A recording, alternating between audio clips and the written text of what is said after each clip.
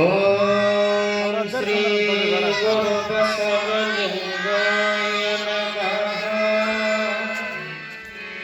ಓಂ ಶ್ರೀ ಗುರು ಬಸವಲಿಂಗಾಯ ನಮಃ.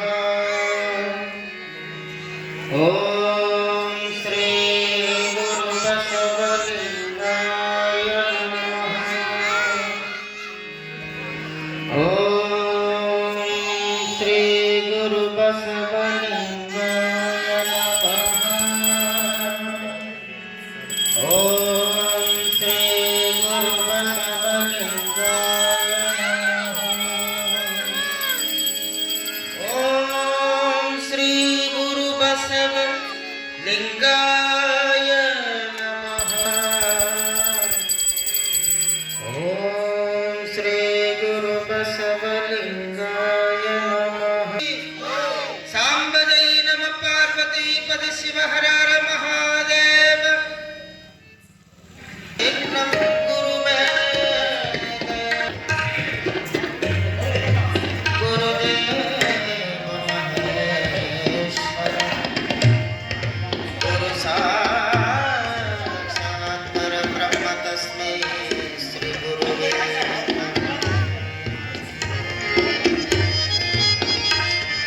ತೊರೆದು ಬೀರಿಸಬಹುದು ಹರಿ ನಿನ್ನ ಚರಣಗಳ. ತೊರೆದು ಬೀರಿಸಬಹುದೇ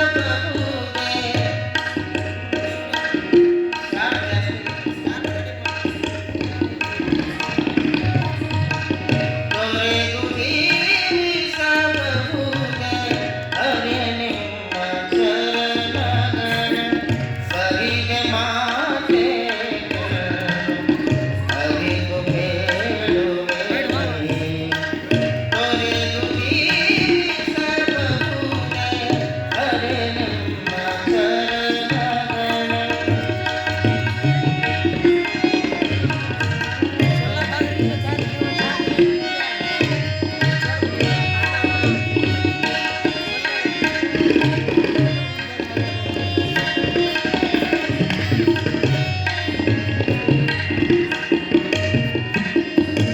ತಾಳಿ ತಂದೆಯಾಗಿ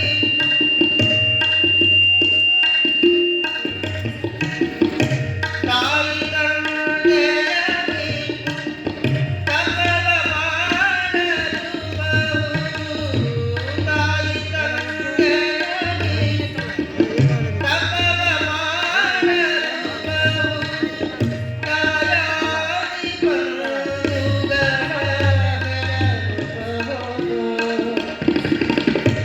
ರಾಯತಾ ಮುನಿದರೆ ರಾಘವನವಿರಬಹುದು. ಕಾಯದ ಪಿತರಿಲ್ಲ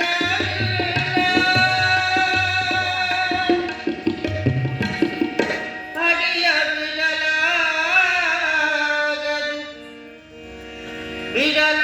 ಬಿಡಲಾಗದು ಬಿಡಲಾಗದು ಬಿಡಲಾಗದು.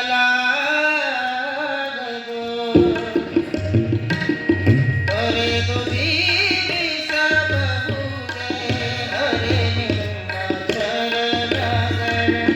ಕವಿದ ಮಾತೆ ಹರಿದು ಬೇಡುವೆ. ತೊರೆದು ಬೀರಿಸಬಹುದೇ ಹರಿ ನಿನ್ನ ಚರಣಗಳ.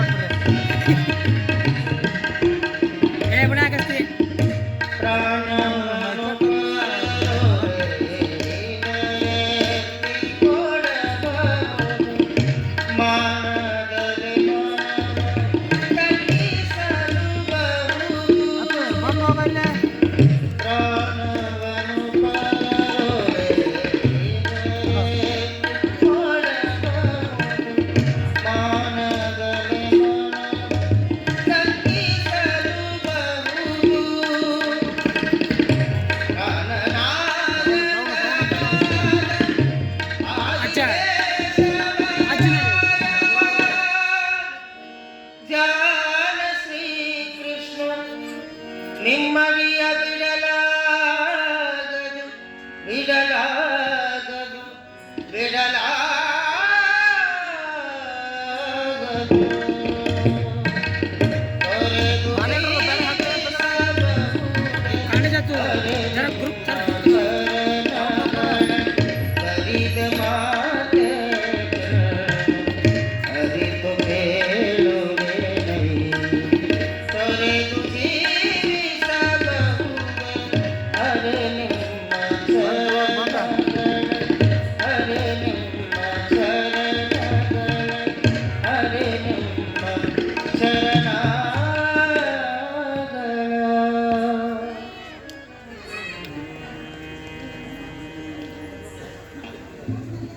ಹಲೋ ಹಲೋ ಹಲೋ ಹಲೋ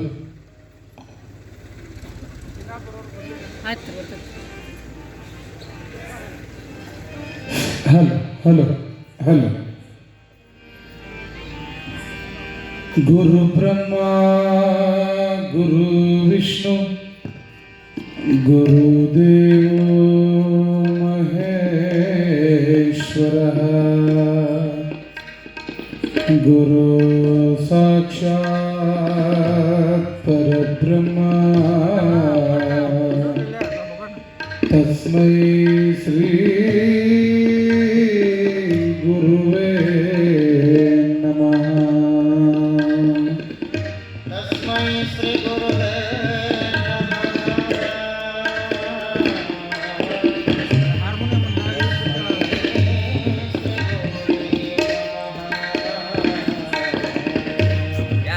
ಬಸವಣ್ಣನೇ ತಾಯಿ ಬಸವಣ್ಣನೇ ತಂದೆ ಬಸವಣ್ಣನೇ ಪರಮ ಬಂಧು ಎನಗೆ ವಸುದೇಶಕ್ಕೆ ಪಿಲ್ಲ ಸಿದ್ಧ ಮಲ್ಲಿಕಾರ್ಜುನ ನಿಮ್ಮ ಹೆಸರಿಟ್ಟ ಗುರು ಬಸವಣ್ಣನೆಯ. ಇದು ಸೌಂಡ್ ಜಾಸ್ತಿ ಗವಾಯಿ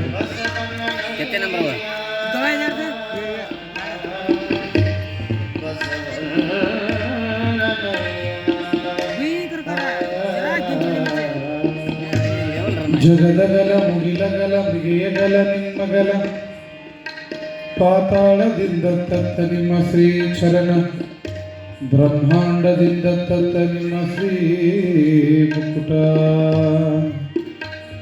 ಅಗಮ್ಯ ಅಗೋಚರ ಅಪ್ರತಿಮ ಲಿಂಗವೇ ಕೂಡಲ ಸಂಗಮ ದೇವ ನೀವೆನ್ನ ಕರಸ್ಥಲಕ್ಕೆ ಬಂದ ಚುಳಕಾದಿರಯ್ಯ.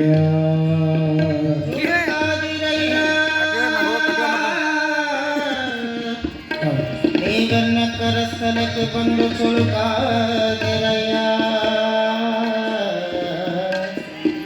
ಚುಳುಕಾದಿರಯ್ಯ. ಎಲ್ಲರೂ ಪ್ರಾರ್ಥನೆ ಪಾಲ್ಗೊಳ್ಳಬೇಕು. ಅಮೃತ ಪರಮಾಮೃತ ಶರಣರಾಚರಿತಾಮೃತ ಪರಮಾಮೃತ ಶರಣರಾಚರಿತಾಮೃತ ಅಮೃತ ಪರಮಾಮೃತ ಶರಣರಾಚರಿತಾಮೃತ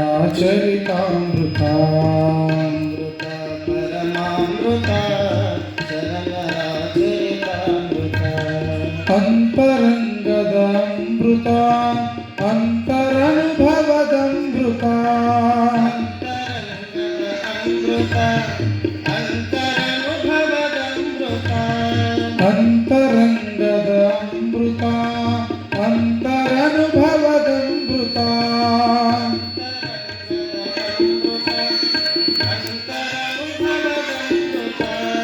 ಅಮೃತ ಪರಮಾಮೃತ ಶರಣರಾಚರಿತಾಮೃತ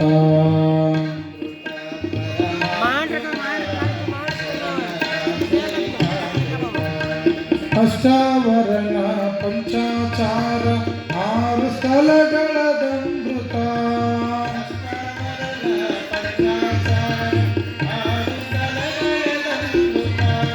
ಅಷ್ಟಾವರಣ ಪಂಚಾಚಾರ ಆರು ಸ್ಥಳಗಳದಮೃತ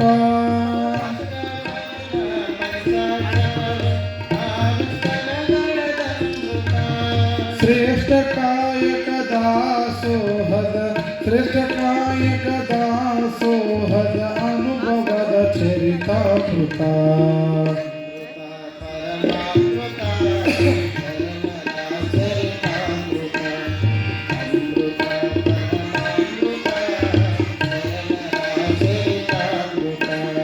ನೀತಿ ಪ್ರೀತಿ ಭಾವ ಭಕ್ತಿ ಕಲಿಸುವ ಚರಿತಾಮೃತ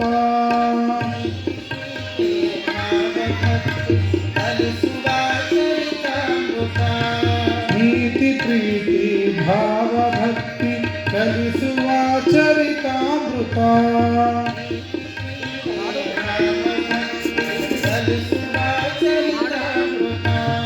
ಮನದ ಮೈಲಿಗೆ ತೊಳೆಯುವಂತ ಮನದ ಮೈಲಿಗೆ ತೊಳೆಯುವಂತ ಮಂಗಲದ ಮಹದಮೃತ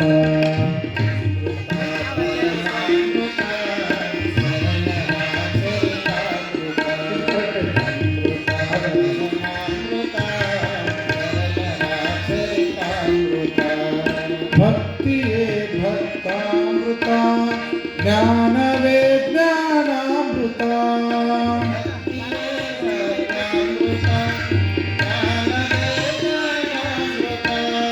ಭಕ್ತಿಯೇ ಭಕ್ತಾಮೃತ ಜ್ಞಾನವೇ ಜ್ಞಾನಾಮೃತ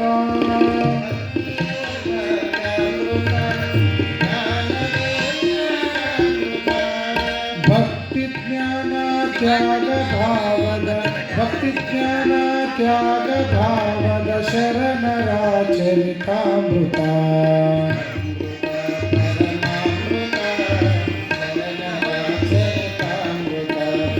ಅಮೃತ ಪರಮಾಮೃತ ಶರಣರಾಚರಿತಾಮೃತ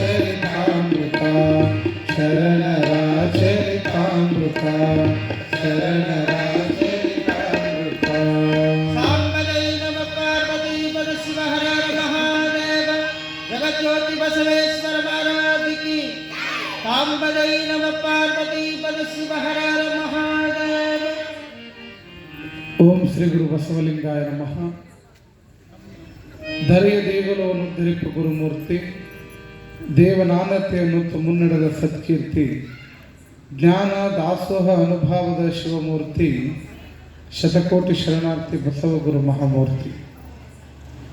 ಪ್ರಾತಸ್ಮರಣರಾಗಿರುವಂತಹ ಬಸವಾದಿ ಪ್ರಮುಖರನ್ನು ವಿಶ್ವದ ಎಲ್ಲ ಮಹಾದಾರ್ಶನಿಕರನ್ನ ಸ್ಮರಣೆ ಮಾಡಿ ಜಂಗಮ ಜ್ಯೋತಿ ಮಹಾತಪಸ್ವಿ ಲೋಕಪೂಜ್ಯರಾದ ಅಥಣಿಯ ಮುರುಘೇಂದ್ರ ಶ್ರೀಗಳವರನ್ನ ಧಾರವಾಡದ ಮೃತ್ಯುಂಜಯ ಮಹಾತಪ್ಪಗಳನ್ನು ಹಾನಗಲ್ಲ ಗುರುಕುಮಾರ ಶ್ರೀಗಳನ್ನು ಮನದಲ್ಲಿ ಧ್ಯಾನಿಸಿಕೊಂಡು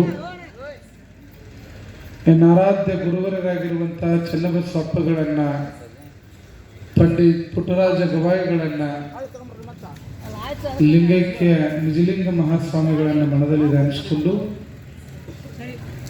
ನೀರ್ಲಿಗಿ ಉತ್ಸವ ಕಾರ್ಯಕ್ರಮದ ಶರಣ ಚರಿತಾಮೃತ ಪ್ರವಚನದಲ್ಲಿ ನಿತ್ಯವೂ ಕೂಡ ನೇತೃತ್ವವನ್ನು ವಹಿಸಿಕೊಂಡು ನಮ್ಮೆಲ್ಲರಿಗೆ ಮಾರ್ಗದರ್ಶನ ಆಶೀರ್ವಾದವನ್ನು ದಯಪಾಲಿಸ್ತಕ್ಕಂತಹ ಲಿಂಗ ಪೂಜಾ ನಿಷ್ಠರು, ಹಿರಿಯರು, ಮಾರ್ಗದರ್ಶಕರು ಆಗಿರ್ತಕ್ಕಂಥ ಪರಮ ಪೂಜ್ಯ ಮನರಂಜನ ಪ್ರಣವ ಸ್ವರೂಪ ಬಸವರಾಜೇಂದ್ರ ಮಹಾಸ್ವಾಮಿಗಳು ದಾಸೋಹ ಮಠ ಬೆಳ್ಳಟ್ಟಿಯ ಪರಮ ಪೂಜ್ಯರ ಶ್ರೀಚರಣಕ್ಕೆ ಭಕ್ತಿಯಿಂದ ಶರಣಗಳನ್ನು ಸಮರ್ಪಣೆಯನ್ನು ಮಾಡಿ ನಿತ್ಯವೂ ಕೂಡ ಸಂಗೀತ ಸೇವೆಯನ್ನು ನೀಡತಕ್ಕಂತಹ ಆಕಾಶವಾಣಿ ದೂರದರ್ಶನ ಕಲಾವಿದರು, ಪಂಡಿತ್ ಪುಟ್ಟಯ್ಯಜ್ಜನವರ ಶಿಷ್ಯರಾದಂತಹ ಆತ್ಮೀಯರಾದ ಮಾಂತಯ್ಯ ಹಿರೇಮಠ ಗವಾಯಿಗಳಲ್ಲಿ ಭಕ್ತಿಪೂರ್ವಕವಾದ ಶರಣಾರ್ಥಿಗಳ ಸಮರ್ಪಣೆಯನ್ನು ಮಾಡ್ತಾ, ತಬಲಾ ಮಾಂತ್ರಿಕರು, ತಬಲಾ ಚತುರರು, ಆಕಾಶವಾಣಿ ಕಲಾವಿದರಾಗಿರ್ತಕ್ಕಂಥ ಪುಟ್ಟಯ್ಯಜ್ಜನವರ ಶಿಷ್ಯರಾದ ಆತ್ಮೀಯರಾದ ಪ್ರವೀಣ್ ಕುಮಾರ್ ವಿಶ್ವಕರ್ಮ ಅವರಲ್ಲಿ ಕೂಡ ಭಕ್ತಿಯಿಂದ ಶರಣೆಂದು ಇಂದಿನ ಗ್ರಂಥ ಪೂಜೆ ಸೇವೆಯನ್ನು ನೆರವೇರಿಸಿರ್ತಕ್ಕಂತಹ ಪರಮ ಪವಿತ್ರ ಕ್ಷೇತ್ರವಾಗಿರುವಂತಹ ಕೊಡುಗೈ ದಾನಿಗಳ ಗ್ರಾಮವಾಗಿರುವಂತಹ ಹಾಲಗಿ ಗ್ರಾಮದ ಎಲ್ಲ ಸದ್ಭಕ್ತರೇ, ಶರಣ ತಂದೆ ತಾಯಿಗಳೇ, ನೀರಳಿಗೆಯ ತಂದೆ ತಾಯಿಯಂದರೆ, ಮುದ್ದು ಮಕ್ಕಳೇ, ಸೇವಾರ್ಥಿಗಳೇ, ದಾಸೋಹಿಗಳೇ, ತಮ್ಮೆಲ್ಲರ ಅಂತರಾತ್ಮಕ್ಕೆ ಭಕ್ತಿಯಿಂದ ಶರಣಾರ್ಥಿಗಳು.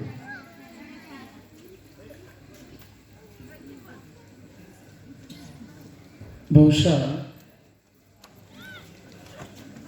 ದಿನದಿಂದ ದಿನಕ್ಕೆ ತಡ ಹಾಕುವಂತ ಹೊಂಟತಿ ಗೊತ್ತಾಗಲ್ತ. ಯಾಕೆ ನಮ್ಮ ಗಡಿಯಾರ ಏನದ ಹಿಂದೈತೋ ನಿಮ್ಮದು ಮುಂದೈತೋ ಗೊತ್ತಾಗತ್ತೆ.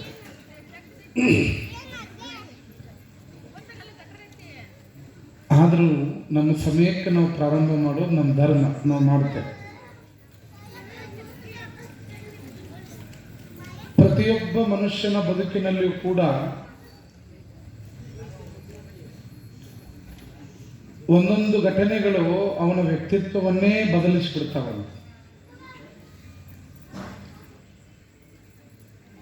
ಒಂದು ಸಣ್ಣ ಘಟನೆ, ಒಂದು ಸಣ್ಣ ಸಂದರ್ಭ, ಸಣ್ಣ ಸನ್ನಿವೇಶ ನೋಡಿದ ಅಂತಂದ್ರೆ ಒಬ್ಬ ವ್ಯಕ್ತಿನ ವ್ಯಕ್ತಿತ್ವನೇ ಬದಲಿ ಆಗ್ತದೆ. ಅದಕ್ಕೆ ಉದಾಹರಣೆಯಾಗಿ ನೋಡಿದಾಗ, ರಾಜನ ಮನೆಯಲ್ಲಿ ಹುಟ್ಟಿರ್ತಕ್ಕಂಥ ರಾಜಕುಮಾರನಾದಂಥ ಸಿದ್ಧಾರ್ಥ 3 ಸನ್ನಿವೇಶಗಳನ್ನು ನೋಡಿ ಬುದ್ಧನಾದ ಅಂತ ನಾವು ಇತಿಹಾಸದಲ್ಲಿ ಓದ್ತೇವೆ. ಈ ದೇಶಕ್ಕಾಗಿ ಸ್ವಾತಂತ್ರ್ಯವನ್ನು ಕೊಡಿಸಬೇಕು ಅಂತ ಹೇಳಿ ಬ್ರಿಟಿಷರ ಕಪಿಮುಷ್ಟಿಯಲ್ಲಿರ್ತಕ್ಕಂತಹ ಈ ಭಾರತ ದೇಶ ಸುಮಾರು ಒಂದಲ್ಲ ಎರಡಲ್ಲ 200 ವರ್ಷಗಳ ಕಾಲ ಬ್ರಿಟಿಷರು ಆಳ್ತಾ ಇದ್ರು ಈ ದೇಶವನ್ನು, ಭಾರತ ದೇಶವನ್ನು. ವ್ಯಾಪಾರಕ್ಕೆ ಅಂತ ಬಂದಂಥವರು ಈ ದೇಶವನ್ನೇ ಒಡೆದಾಳುವಂತಹ ರೀತಿಯನ್ನ ಪ್ರಾರಂಭ ಮಾಡಿ ಈ ದೇಶವನ್ನೇ ಆಳುವಂಥ ವ್ಯವಸ್ಥೆಗೆ ಹೋದ್ರು ಇಂಗ್ಲೆಂಡಿಗರು. ಅವರಿಗೆ ಕೆಂಪು ಮೋತಿಯ ಕುನ್ನಿಗಳು ಅಂತ ಕರೀತಾರೆ. ಪ್ರಾಯಶಃ ಆ ಬ್ರಿಟಿಷರ ಜೊತೆಗೆ ಹೋರಾಟ ಮಾಡಿ ಸ್ವಾತಂತ್ರ್ಯವನ್ನು ಕೊಡಿಸಿರ್ತಕ್ಕಂತಹ ಮಹಾತ್ಮ ಗಾಂಧೀಜಿಯವರು ಬಹಳ ದೊಡ್ಡ ಶ್ರೀಮಂತ ವ್ಯಕ್ತಿ ಆತ. ಮಹಾತ್ಮ ಗಾಂಧೀಜಿಯವರ ಪೂರ್ಣ ಹೆಸರು ಏನು ಅಂತಂದ್ರ ಮೋಹನ್ ದಾಸ್ ಕರಮಚಂದ್ರ ಗಾಂಧಿ ಅಂತ ಹೇಳಿ. ನೋಡ್ರಿ, ಆ ವ್ಯಕ್ತಿ ಕೇವಲ ಒಂದೇ ಒಂದು ಘಟನೆಯನ್ನು ನೋಡ್ತಾನೆ. ಸತ್ಯ ಹರಿಶ್ಚಂದ್ರ ಅನ್ನುವಂಥ ಒಂದು ನಾಟಕ ಅವನಲ್ಲಿ ಸತ್ಯವನ್ನು ಹುಟ್ಟು ಹಾಕ್ತಾನೆ. ಅವನ ಜೀವನ ಕಥನದೊಳಗೆ, ಮಹಾತ್ಮ ಗಾಂಧೀಜಿಯವರ ಜೀವನ ಕಥನದೊಳಗೆ ಬರ್ಕೊಳ್ತಾರವರು, ಸತ್ಯ ಹರಿಶ್ಚಂದ್ರ ಅನ್ನುವಂಥ ಒಂದು ನಾಟಕ ಅವರ ಬದುಕನ್ನೇ ಬದಲಿಸಿಬಿಡ್ತದಂತ ನೋಡ್ರಿ. ಭಾರತ ದೇಶದ ಒಬ್ಬ ಹೆಣ್ಣು ಮಗಳು ಒಂದೇ ಬಟ್ಟೆಯನ್ನು ಅರ್ಧ ತೊಳೆದು ಒಣಗಿಸಿ ಇನ್ನು ಅರ್ಧ ಉಟ್ಕೊಂಡು ಮತ್ತೆ ಅದನ್ನ ಅರ್ಧ ಒಣಗಿಸಿ ಉಟ್ಕೊಳ್ಳೋದನ್ನು ನೋಡಿ ಮಹಾತ್ಮ ಗಾಂಧೀಜಿಯವರು ಬಟ್ಟೆ ಹಾಕೊಳ್ಳೋದನ್ನೇ ಬಿಟ್ಟರಂತ. ದೇಶಕ್ಕೆ ಸ್ವಾತಂತ್ರ್ಯ ಸಿಗೋವರೆಗೂ ನನ್ನ ಬಟ್ಟೆ ಹಾಕೋದಿಲ್ಲ ಅಂತ. ನಾನು ಯಾಕೆ ಮಾತನ್ನ ಹೇಳ್ತಾ ಇದ್ದೀನಿ ಅಂತಂದ್ರ, ಗಾಂಧೀಜಿಯವರಿಗೆ ಒಂದು ಸನ್ನಿವೇಶ ನೋಡಿ ಅವರು ಮಹಾತ್ಮರಾದ. ಅಕ್ಕನಿಗೆ ಜನಿವಾರ ಹಾಕಲಿಲ್ಲ ಅಂತ ಬಸವಣ್ಣ ಮನೆ ಬಿಟ್ಟು ಮಹಾತ್ಮ ಬಸವಣ್ಣ ಆದ. ಹಿಂಗ ಪ್ರತಿಯೊಬ್ಬರ ಕಾಲಘಟ್ಟದಲ್ಲಿಯೂ ಕೂಡ ಒಂದೊಂದು ಸನ್ನಿವೇಶಗಳು ಆ ವ್ಯಕ್ತಿಯ ವ್ಯಕ್ತಿತ್ವವನ್ನೇ ಬದಲಿಸಿಬಿಡ್ತಾವೆ. ಅದು ಒಳ್ಳೆಯದು ಆಗಿರ್ಬೋದು, ಕೆಟ್ಟದ್ದು ಆಗಿರ್ಬೋದು. ಅದು ಆ ಸಂದರ್ಭಕ್ಕೆ ಮೀಸಲಿರ್ತಕ್ಕಂಥದ್ದು. ಈ ಶರಣರ ಚಿಂತನೆ ಒಳಗ ಒಬ್ಬ ಮಹಾಶರಣ ಬಂದು ಹೋಗ್ತಾನೆ. ಆ ಶರಣನ ಹೆಸರು ಏನು ಅಂತಂತಂದ್ರ ಗಟ್ಟಿವಾಳಯ್ಯ. ಗಟ್ಟಿವಾಳಯ್ಯ ನೋಡಿ, ಹೆಸರು ಎಷ್ಟು ಚಂದದ, ಗಟ್ಟಿವಾಳಯ್ಯ. ಒಬ್ಬೊಬ್ರು ಹೆಸರಿಗೆ ತಕ್ಕಂಗೆ ಇರಂಗಿಲ್ರಿ. ಸುಂದರ ಅಂತ ಹೆಸರು ಇರ್ತದ, ನೋಡಿದ್ರೆ ಕರ್ರಗ ಕರಿ ಇದ್ದಂಗೆ ಇರ್ತಾನ. ಗಜೇಂದ್ರ ಅಂತ ಹೆಸರು ಇರ್ತದ, ನೋಡಿದ್ರೆ ಕಡ್ಡಿ ಪೈಲ್ವಾನ್ ಇದ್ದಂಗೆ ಇರ್ತಾನೆ. ಹೆಸರಿಗೂ ಅವನ ಆಕಾರಕ್ಕೂ ವ್ಯತ್ಯಾಸ ಇರ್ತದೆ. ಯವ್ವ ನೀವು ಬಂದವ್ರು ಸುಮ್ಮನೆ ಕುಂದಿರ್ಬೇಕೇವ? ಇಲ್ಲ ಆಧಾರ್ ಕಾರ್ಡ್ ಬಂದ್ ಮಾಡಿಸ್ತೀನಿ ನೋಡಿ ಅವನ ಸಿದ್ದರಾಮಯ್ಯ. ಬರ್ರಿವ ಮುಂದೆ ಬರ್ರಿವ. ಅಲ್ಲಿವ ಮಾತಾಡ್ಕೋಂತ ಬಂದ್ರ ನನ್ನ ಮಾತು ಕೇಳೋರೆ ಬರ್ರಿ ಕೂತ್ಕೋರಿ. ಆದರೆ ಶರಣನಾದಂತಹ ಗಟ್ಟಿವಾಳಯ್ಯ ಅವನ ಕಾಯಕ ಏನಾಗಿತ್ತು ಅಂತಂತಂದ್ರ ಹಳ್ಳಿಗಳಿಗೆ ಹೋಗಿ ಶಿವ ಧ್ಯಾನವನ್ನು ಮಾಡೋದು, ಶಿವ ಭಜನೆಯನ್ನು ಮಾಡೋದು, ಧರ್ಮದ ಉಪದೇಶವನ್ನು ಮಾಡುವಂತ ಕಾಯಕ ಯಾರ್ದಾಗಿತ್ತು? ಗಟ್ಟಿವಾಳಯ್ಯ ಶರಣದಾಗಿತ್ತು. ಇತಿಹಾಸಕಾರರು ಈ ಗಟ್ಟಿವಾಳಯ್ಯನ ತಂದೆ ತಾಯಿ ಯಾರು, ಇವನ ಪೂರ್ವಾಶ್ರಮ, ಇವನು ಹುಟ್ಟಿದ್ದು ಏನು ಅಂತಕ್ಕಂಥದ್ದು ಇತಿಹಾಸದೊಳಗೆ ಸಿಕ್ಕಿಲ್ಲ. ಆದ್ರೆ ಗಟ್ಟಿವಾಳಯ್ಯ ಅಂತ ಒಬ್ಬ ಶರಣನಿದ್ದಂತರೂ ಸತ್ಯ ಅಂತಕ್ಕಂಥದ್ದು. ಎಂತಹ ಶರಣ ಗಟ್ಟಿವಾಳಯ್ಯ. ಆದ್ರ ಇಂತಹ ಮನಸ್ಥಿತಿ ಇರ್ತಕ್ಕಂತಹ ಒಳ್ಳೆಯ ಮನಸ್ಸು, ಸ್ವಭಾವ, ಶಿವಚಿಂತನೆ, ಶಿವ ಭಜನೆ, ಶಿವ ಧ್ಯಾನವನ್ನು ಮಾಡತಕ್ಕಂತಹ ಒಳ್ಳೆಯ ಮನಸ್ಥಿತಿ ಹೊಂದಿರತಕ್ಕಂತಹ ಈ ಗಟ್ಟಿವಾಳಯ್ಯನ ಬದುಕಿನೊಳಗೆ ಒಂದು ಸನ್ನಿವೇಶ ಬರ್ತದೆ. ಹಣೆ ಬರ ಸರಿ ಇರಲಿಲ್ಲ, ಒಂದು ಶರಣಂದು ಪುಣ್ಯ ಮಾಡಿದ್ದಿಲ್ಲವ. ಯಾಕೆ ಪುಣ್ಯ ಮಾಡಿದ್ದಿಲ್ಲ ಗಟ್ಟಿವಾಳಯ್ಯ ಅಂತಂತಂದ್ರ ಅವನಿಗೆ ಇಚ್ಛೆಯ ನರೆತು ನಡೀತಕ್ಕಂತಹ ಸತಿ ಸಿಕ್ಕಿದ್ದಿಲ್ಲ. ಅವನು ಪ್ರೌಢಾವಸ್ಥೆಗೆ ಬಂದಿದ್ದ. ಅವನು 4 ಮಂದಿ ಊರವನ ಹಿರಿಯರು ಕೂಡಿ ಅವನಿಗೆ ಮದುವೆ ಮಾಡಿದ್ರು. ದಾಂಪತ್ಯ ಜೀವನಕ್ಕೆ ಅವನ್ನ ಕಾಲಿಡಿಸಿದ್ರು. ಆದ್ರೆ ಅವನು ದುರ್ದೈವ ಏನೋ ಗೊತ್ತಿಲ್ಲ, ಅವ ಕಟ್ಕೊಂಡಂತ ಹೆಂಡತಿ ಚಾರಿತ್ರ್ಯಹೀನಳಾಗಿದ್ಲು. ಚಾರಿತ್ರ್ಯಹೀನಳಾಗಿದ್ಲು. ಚಾರಿತ್ರ್ಯ ಇರ್ತಕ್ಕಂಥ ಹೆಂಡತಿ ಸಿಗಬೇಕಾಗಿದ್ರು ಪುಣ್ಯ ಮಾಡಿರ್ಬೇಕಂತ ಗಂಡ. ಆದ್ರೆ ಅವನ ಹಣೆ ಬರ ಸರಿ ಇಲ್ಲ ಗಟ್ಟಿವಾಳಯ್ಯ. ಹೇಳ್ತಾರೆ, ಈ ಜಗತ್ತಿನೊಳಗ ಅತಿ ದುಃಖಿ ಯಾರು ಅಂತ ಪ್ರಶ್ನೆ ಮಾಡಿದಾಗ ಒಂದು ಕಡೆ ಹೇಳ್ತಾರೆ, ಅತಿ ದುಃಖಿ ಯಾರು ಅಂತ ನೋಡಿದಾಗ ಬಡತನದಲ್ಲಿ ಇರ್ತಕ್ಕಂಥವನು ಅತಿ ದುಃಖಿ ಅಂತಾರೆ. ಅತಿ ದುಃಖಿ. ಹಾಸ್ಕೊಳ್ಳಕ್ಕೆ ಹಾಸಿಗೆ ಇಲ್ಲ, ಉಣ್ಲಿಕ್ಕೆ ಅನ್ನ ಇಲ್ಲದಂತಹ ಅಂತಹ ಬಡತನದ ಪರಿಸ್ಥಿತಿಯಲ್ಲಿರ್ತಕ್ಕಂತಹ ಬಡವ ಅತಿ ಈ ಜಗತ್ತಿನೊಳಗ ದೊಡ್ಡ ದುಃಖಿ ಅಂತ ಹೇಳ್ತಾರೆ. ಬಹಳ ದುಃಖವಂತ ಮನುಷ್ಯ ಅಂತ ಹೇಳ್ತಾರೆ. ಅದರ ಮುಂದುವರೆದ 2ನೇ ದುಃಖಿ ಯಾರು ಅಂತಂದ್ರ, ಬಡತನ ಇದ್ರೂ ಕೂಡ ಚಿಂತಿಲ್ಲ, ಯಾರು ಮೈತುಂಬ ರೋಗವನ್ನ ಇಟ್ಕೊಂಡಿರ್ತಾರಲ್ಲ ಅವರು ಬಹಳ ದೊಡ್ಡ ದುಃಖಿ ಅಂತ ನೋಡ್ರಿ ಜಗತ್ತಿನಾಗ. 2ನೇ ದುಃಖಿ ಯಾರು? ಮೈತುಂಬ ರೋಗ ಇದ್ದ. ಏನ್ ಮಾಡೋದು? ಶ್ರೀಮಂತಿಕೆ ಇದ್ರೆ ತಗೊಂಡು ಏನ್ ಮಾಡೋದು? ಮೈತುಂಬ ಶುಗರ್, BP, ಆ ರೋಗ. ಮಲ್ಕೊಂಡ್ರ ಬೆನ್ನು ನೋವು, ಎದ್ದು ಕುಂತ್ರ ಕೈಕಾಲು ನೋವು, ಮೈತುಂಬ ಚರ್ಮ ರೋಗ, ಆ ರೋಗ, ಈ ರೋಗ, ಮೈತುಂಬ ಸಂಕಟ ಆಗೋದು. ಅದಕ್ಕೆ ಹೇಳ್ತಾರೆ, ಜಗತ್ತಿನೊಳಗ ಬಹು ದುಃಖಿ ಯಾರು ಅಂತಂದ್ರ ರೋಗಿ ಆಗಿರ್ತಕ್ಕಂಥವನು 2ನೇ ದುಃಖಿ ಅಂತ. 2ನೇ ದುಃಖಿ ಅಂತ. ಇನ್ನು 3ನೇ ದುಃಖಿ ಯಾರು ಅಂತ ಹೇಳ್ತಾರ ಅಂತಂದ್ರ, ಮೈ ತುಂಬ ಸಾಲ ಮಾಡ್ಕೊಂಡಿರ್ತಾನಲ್ರಿ ಸಾಲಗಾರ. ಸಾಲ ಕಟ್ಟೋರು ಎದುರಿಗೆ ಬಂದ್ರೆ ತಪ್ಪಿಸ್ಕೊಂಡು ಓಡಾಡ್ತಿರ್ತಾನಲ್ಲ, ಸಾಲಗಾರರನ್ನ ಓಡಾಡ್ಕೊಂತ ಅವ್ರು ಮರಿ ಮಾಡ್ಕೊಂತ ರಾತ್ರಿ ಎಲ್ಲ ನಿದ್ದೆ ಇಲ್ದಂಗೆ ಚಿಂತೆ ಮಾಡ್ಕೊಂತ ಕನಸು ನಿದ್ದಿಗೆಟ್ಟು ಅವ್ರಿಗೆ ಹೆಂಗೆ ಕೊಡೋದು ಇವ್ರಿಗೆ ಹೆಂಗೆ ಕೊಡೋದು ಅಂತ ಚಿಂತೆ ಮಾಡ್ಕೊಂತ ಸಾಲ ಮಾಡಿರ್ತಾನಲ್ಲ, ಅವನು ಈ ಜಗತ್ತಿನ 3ನೇ ಬಹುದೊಡ್ಡ ದುಃಖಿ ಅಂತ. ಬಹುದೊಡ್ಡ ದುಃಖಿ. ಮುಂದುವರೆದು ಹೇಳ್ತಾರ, ನೆನಪಿಟ್ಕೋಬೇಕು ನೀವು. ಬಡತನದಲ್ಲಿರ್ತಕ್ಕಂಥವನು ದುಃಖಿ ಆದ್ರೆ ರೋಗಿ ಆದವನು ಎರಡನೇ ದುಃಖಿ ಆಗ್ತಾನೆ, ಮೂರನೇದವನು ಮೈ ತುಂಬ ಸಾಲ ಮಾಡ್ಕೊಂಡವನು ಮೂರನೇ ದುಃಖಿ ಆಗ್ತಾನೆ. ಆದ್ರೆ ಮುಂದೆ ಹೇಳ್ತಾರ, ಈ ಮೂರೂ ಜನರಕ್ಕಿಂತ ಈ ಜಗತ್ತಿನೊಳಗೆ ಬಹು ದುಃಖಿ ಯಾರು ಅಂತಂತಂದ್ರ ಸರಿಯಾದ ವ್ಯವಸ್ಥೆಯೊಳಗ ಚಾರಿತ್ರ್ಯಹೀನಳಿರ್ತಕ್ಕಂಥ ಹೆಂಡತಿ ಸಿಕ್ಕರ ಅವನಷ್ಟು ದೊಡ್ಡ ದುಃಖಿ ಯಾರೂ ಇಲ್ಲಂತೆ ಜಗತ್ತಿನೊಳಗ. ಚಾರಿತ್ರ್ಯಹೀನಳಾಗಿರ್ತಕ್ಕಂಥ ಹೆಂಡತಿ ಇದ್ಲು ಅಂತಂತಂದ್ರ ಅವನಂತ ದುಃಖಿ ಮತ್ತೊಬ್ಬರು ಇಲ್ಲಂತೆ ಜಗತ್ತಿನೊಳಗ. ಆದ್ರೆ ಏನು ಮಾಡೋದು, ಕರ್ಮ ಗಟ್ಟಿ ವಾಳೇನಿ ಅಂತ ಹೆಂಡತಿನ ಸಿಕ್ಕಿದ್ವಿ.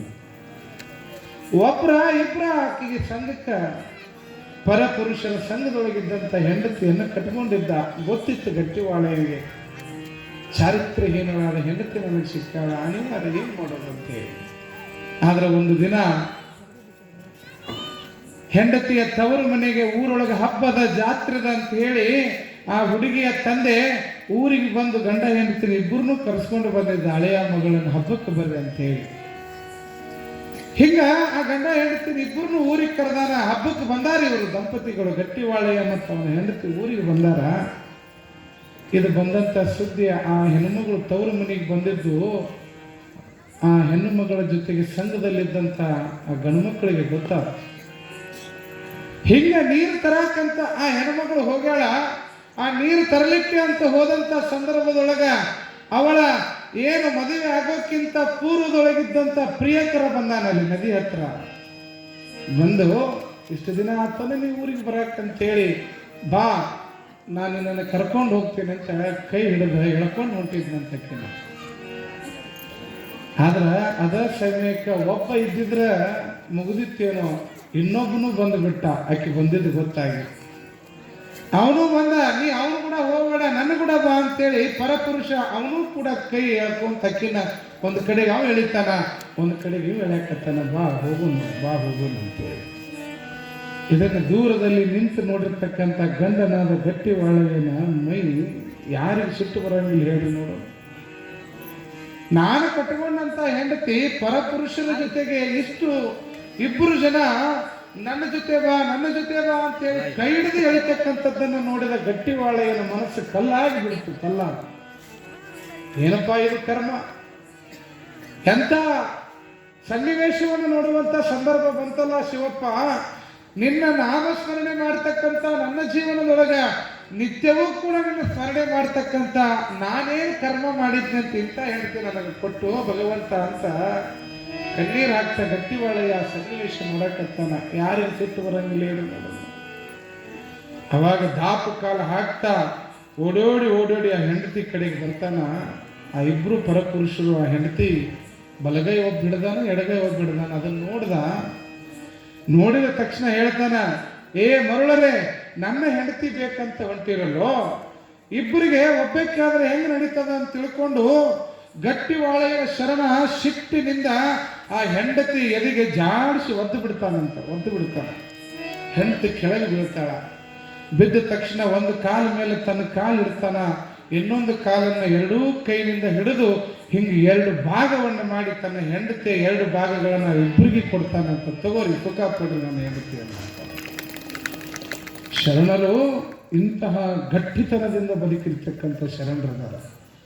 ಹೆಂಡತಿಯ ದೇಹವನ್ನು ಎರಡು ಭಾಗ ಮಾಡಿದ ಶರಣ. ನನ್ನ ಹೆಂಡತಿನ ಆಸೆ ಪಡಾಕತ್ತೀರಲ್ಲೋ, ನನ್ನ ಹೆಂಡತಿ ಬೇಕ ನಿಮಗ, ತಗೋರಿ, ಇಬ್ಬರಿಗೆ ಒಬ್ಬಕ್ಕೆ ಆದ್ರೆ ಹೆಂಗ, ಇಬ್ರು ಭಾಗ ಹಂಚ್ಕೋರಿ ಅಂತ ಹೇಳಿ ತನ್ನ ಎರಡೂ ಕೈಗಳಿಂದ ಎರಡು ಭಾಗಗಳನ್ನು ಮಾಡಿ ಹೆಂಡತಿಯನ್ನು ಹಿಂಗೆ ಒಗೆದು ಬಿಡ್ತಾನಂತ. ತಗೋರಿ, ನೀವೊಂದು ಭಾಗ ತಗೊಂಡು ಹೋಗು, ನೀವೊಂದು ಭಾಗ ತಗೊಂಡು ಹೋಗು ಅಂತೇಳಿ. ಆ ಕ್ಷಣಕ್ಕನ ಗಟ್ಟಿವಾಳೆಯನ ಮನಸ್ಸು ಗಟ್ಟಿ ಆಗ್ತದ. ಏನದ ಈ ಜೀವನದಾಗ ಸಂಸಾರ ಅನ್ನುವಂತಹ ಈ ಭವಸಾಗರದೊಳಗೆ ಮುಳುಗಿ ನನ್ನ ಹೆಂಡತಿ ಜೊತೆಗೆ ಸಂಸಾರ ಮಾಡಿಕೊಂಡು ನೆಮ್ಮದಿಯಿಂದ ಇರಬೇಕಂತ ಹೋದೆ. ಇಂಥ ಕರ್ಮಗಳನ್ನ ನೋಡಿ ನಾ ಬದುಕೋದಾದ್ರೆ ಈ ಜೀವನನ ಬೇಡ ನನಗ, ಹಿಂಗೆ ಬದುಕೋದಾದ್ರೆ ಈ ಸಂಸಾರ ಅನ್ನುವಂಥದ್ದು ಬೇಡ ಅಂತೇಳಿ ಸಂಸಾರಕ್ಕೆ ಧಿಕ್ಕಾರ ಅಂತೇಳಿ ಗಟ್ಟಿವಾಳೆಯ ಕಲ್ಯಾಣದ ಕಡೆಗೆ ಹೊಂಟು ಬಿಡ್ತಾನೆ, ಕಲ್ಯಾಣದ ಕಡೆಗೆ ಹೋಗ್ತಾನೆ. ಹೀಗೆ ಕಲ್ಯಾಣದ ಕಡೆಗೆ ಹೋಗುವಂತ ಸಂದರ್ಭ ನೋಡ್ರಿ, ಗಟ್ಟಿವಾಳೆಯನ ಜೀವನದೊಳಗೆ ಈ ಸನ್ನಿವೇಶ ಕಲ್ಯಾಣಕ್ಕೆ ಕರ್ಕೊಂಡು ಹೋಗುವಂತ ವ್ಯವಸ್ಥೆ ಆಗ್ತದೆ.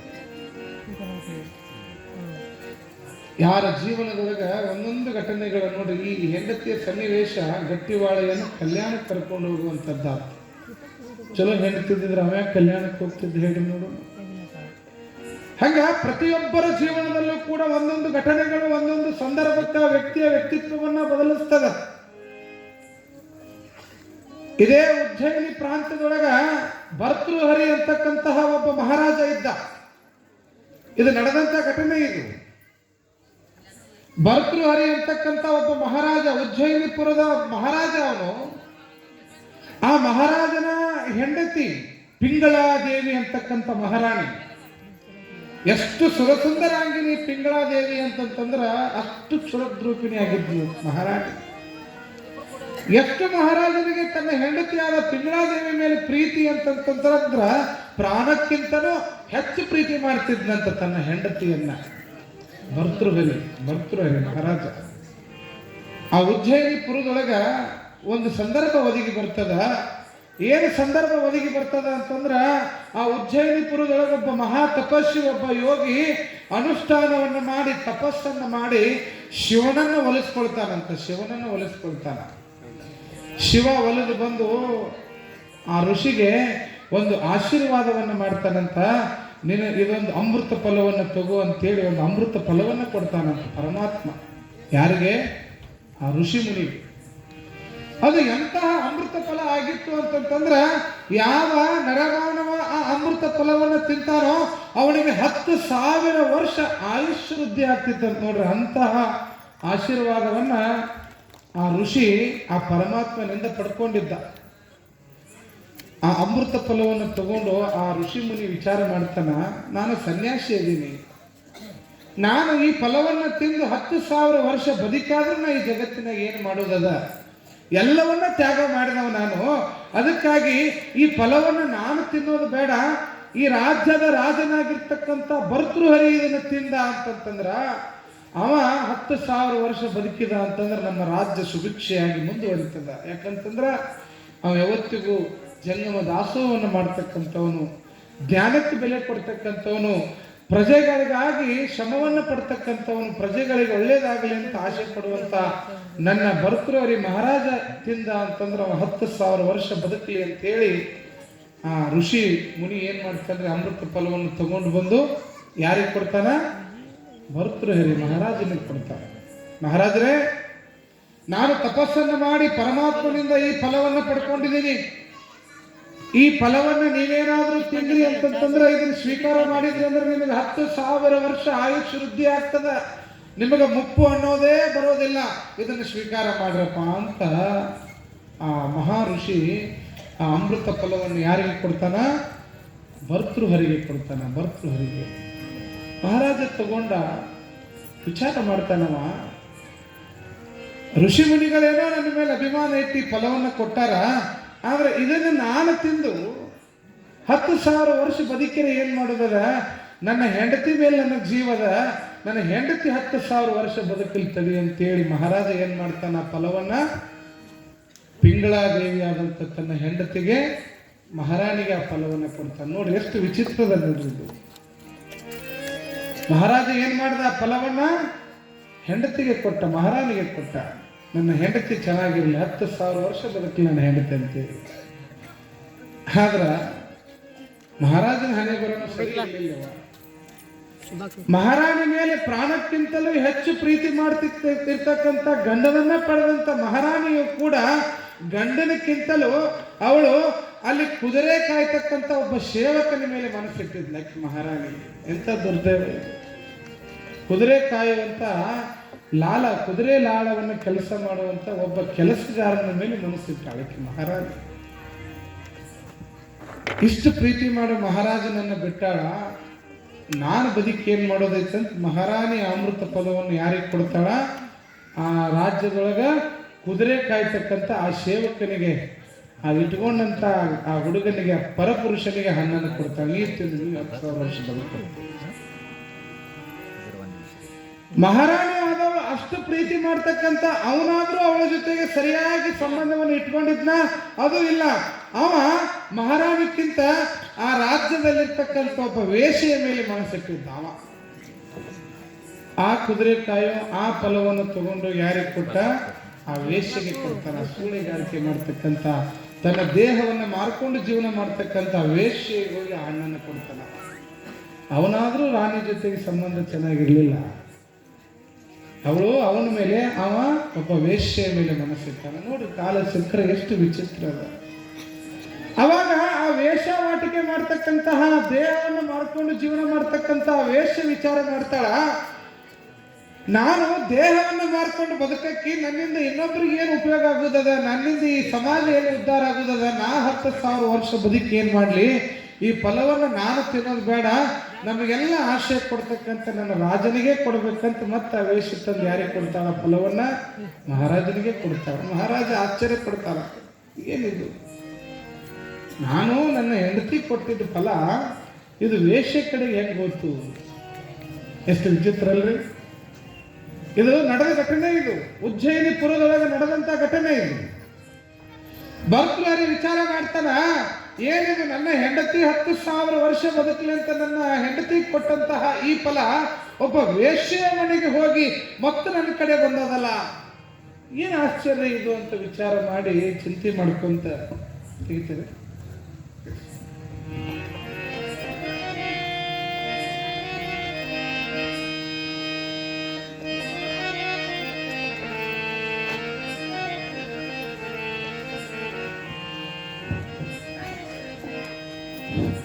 ಹಲೋ ನೋಡ್ರಿ, ಯಾರು ನಂಬೋದು? ಪ್ರೀತಿಯನ್ನು ಇಟ್ಟಂತ ಮಹಾರಾಜ ಅವನಿಗೆ ಸಿಗಲಾರದಂತ ಹೆಂಡತಿ ಒಬ್ಬ ಕುದುರೆಕಾಯಿಯ ಮೇಲೆ ಮೋಹಿಸ್ತಾಳೆ. ಅಂತ ಮಹಾರಾಜನೇ ನನ್ನನ್ನು ಪ್ರೀತಿಸ್ತಾಳಂತ ಅವನಾದ್ರೂ ನಿಷ್ಠೆಯನ್ನು ನಡ್ಕೊಂಡ, ಅವನು ಇಲ್ಲ, ಅವನು ವೇಶ್ಯೆಯ ಮೇಲೆ ಮನಸ್ಸಿಟ್ಟಾನ. ವೇಶ್ಯೆ ವಿಚಾರ ಮಾಡ್ತಾಳ, ನಾನು 10,000 ವರ್ಷ ಬದುಕಿ ಏನು ಮಾಡೋದದ, ನನ್ನ ಮಹಾರಾಜ ಬದುಕಲಿ, ಅವ ಚೆನ್ನಾಗಿದ್ರೆ ನನ್ನ ರಾಜ್ಯ, ನನ್ನ ಪ್ರಜೆಗಳೆಲ್ಲರೂ ಚೆನ್ನಾಗಿರ್ತಾರಂತ ಅಕ್ಕಿ ಫಲ, ಅಮೃತ ಫಲವನ್ನು ತಗೊಂಡೋಗಿ ಭರ್ತೃಹರಿ ಮಹಾರಾಜನ ಕೊಡ್ತಾಳಂತ.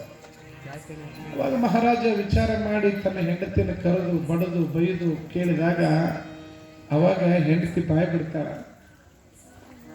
ನಾನು ಹಿಂಗೆ ಕೊಟ್ಟಿದ್ದೆ ಅಂತೇಳಿ. ಅವನು ಕರೆದು ಅವನು 4 ಬಡದ ಕೂಡಲೇ ಅವ ಹೇಳಿದ, ನಾನು ಹಿಂಗೆ ಕೊಟ್ಟಿದ್ದೆ ಅಂತೇಳಿ.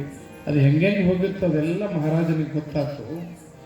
ಮಹಾರಾಜ ವಿಚಾರ ಮಾಡ್ತಾನ, ಏನಿದು ನನ್ನ ಹೆಂಡತಿ ಮೇಲೆ ನಾನಿಷ್ಟು ಪ್ರೇಮವನ್ನು ಮೋಹಿಸ್ಕೊಂಡು ನಾನು ಇಡೀ ಜೀವನವನ್ನು ನಾನು ಹಾಳು ಮಾಡಿಕೊಂಡೆ, ನಾನು ನಂಬಿದ್ದೆ, ನನ್ನ ನಂಬಿದವರೇ ನನ್ನನ್ನು ಕೈ ಕೊಟ್ಟಾರ ಅಂತೇಳಿ ಅಂದ ಮೇಲೆ ಈ ಜೀವನನೇ ಸಾಕು ಅಂತೇಳಿ ತಿಳ್ಕೊಂಡು ಭರ್ತೃಹರಿ ಇಡೀ ತನ್ನ ರಾಜ್ಯವನ್ನೆಲ್ಲ ದಾನ ಮಾಡಿ ಕಾಡಿಗೆ ಹೋಗಿ ತಪಸ್ಸನ್ನು ಮಾಡ್ತಾನಂತ.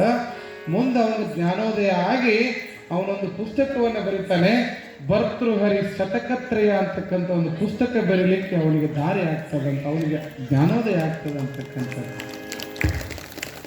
ನಗತೈತಿ ದೈವಾಲಿ ಅಳುತೈತಿ ಜೀವಾಯಲ್ಲಿ, ವಿಧಿಯಾಟ ಕಂಡೋರ್ಯಾರು ಮಾನವ,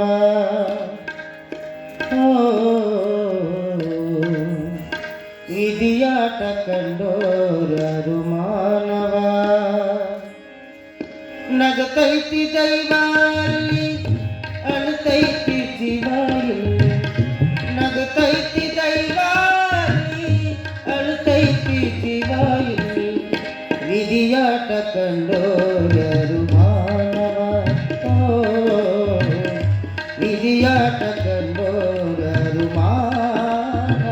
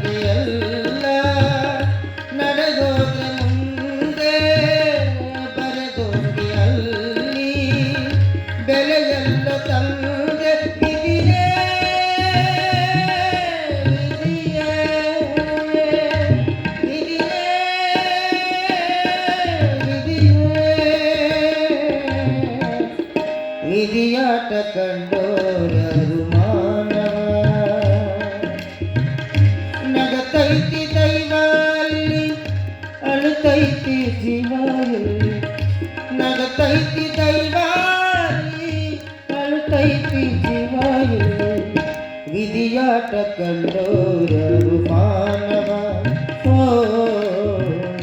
ವಿಧಿಯಾಟ ಕಂಡೋರರು ಮಾನವ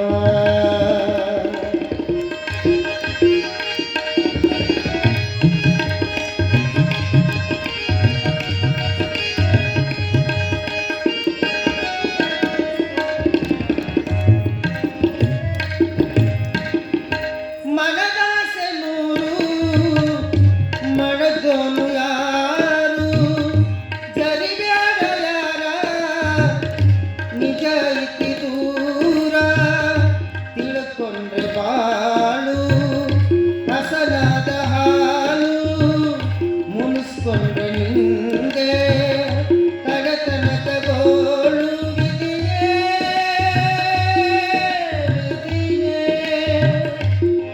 ವಿಧಿಯೇ ವಿಧಿಯೇ ವಿಧಿಯಾಟ ಕಂಡೋರರು ಮಾನವ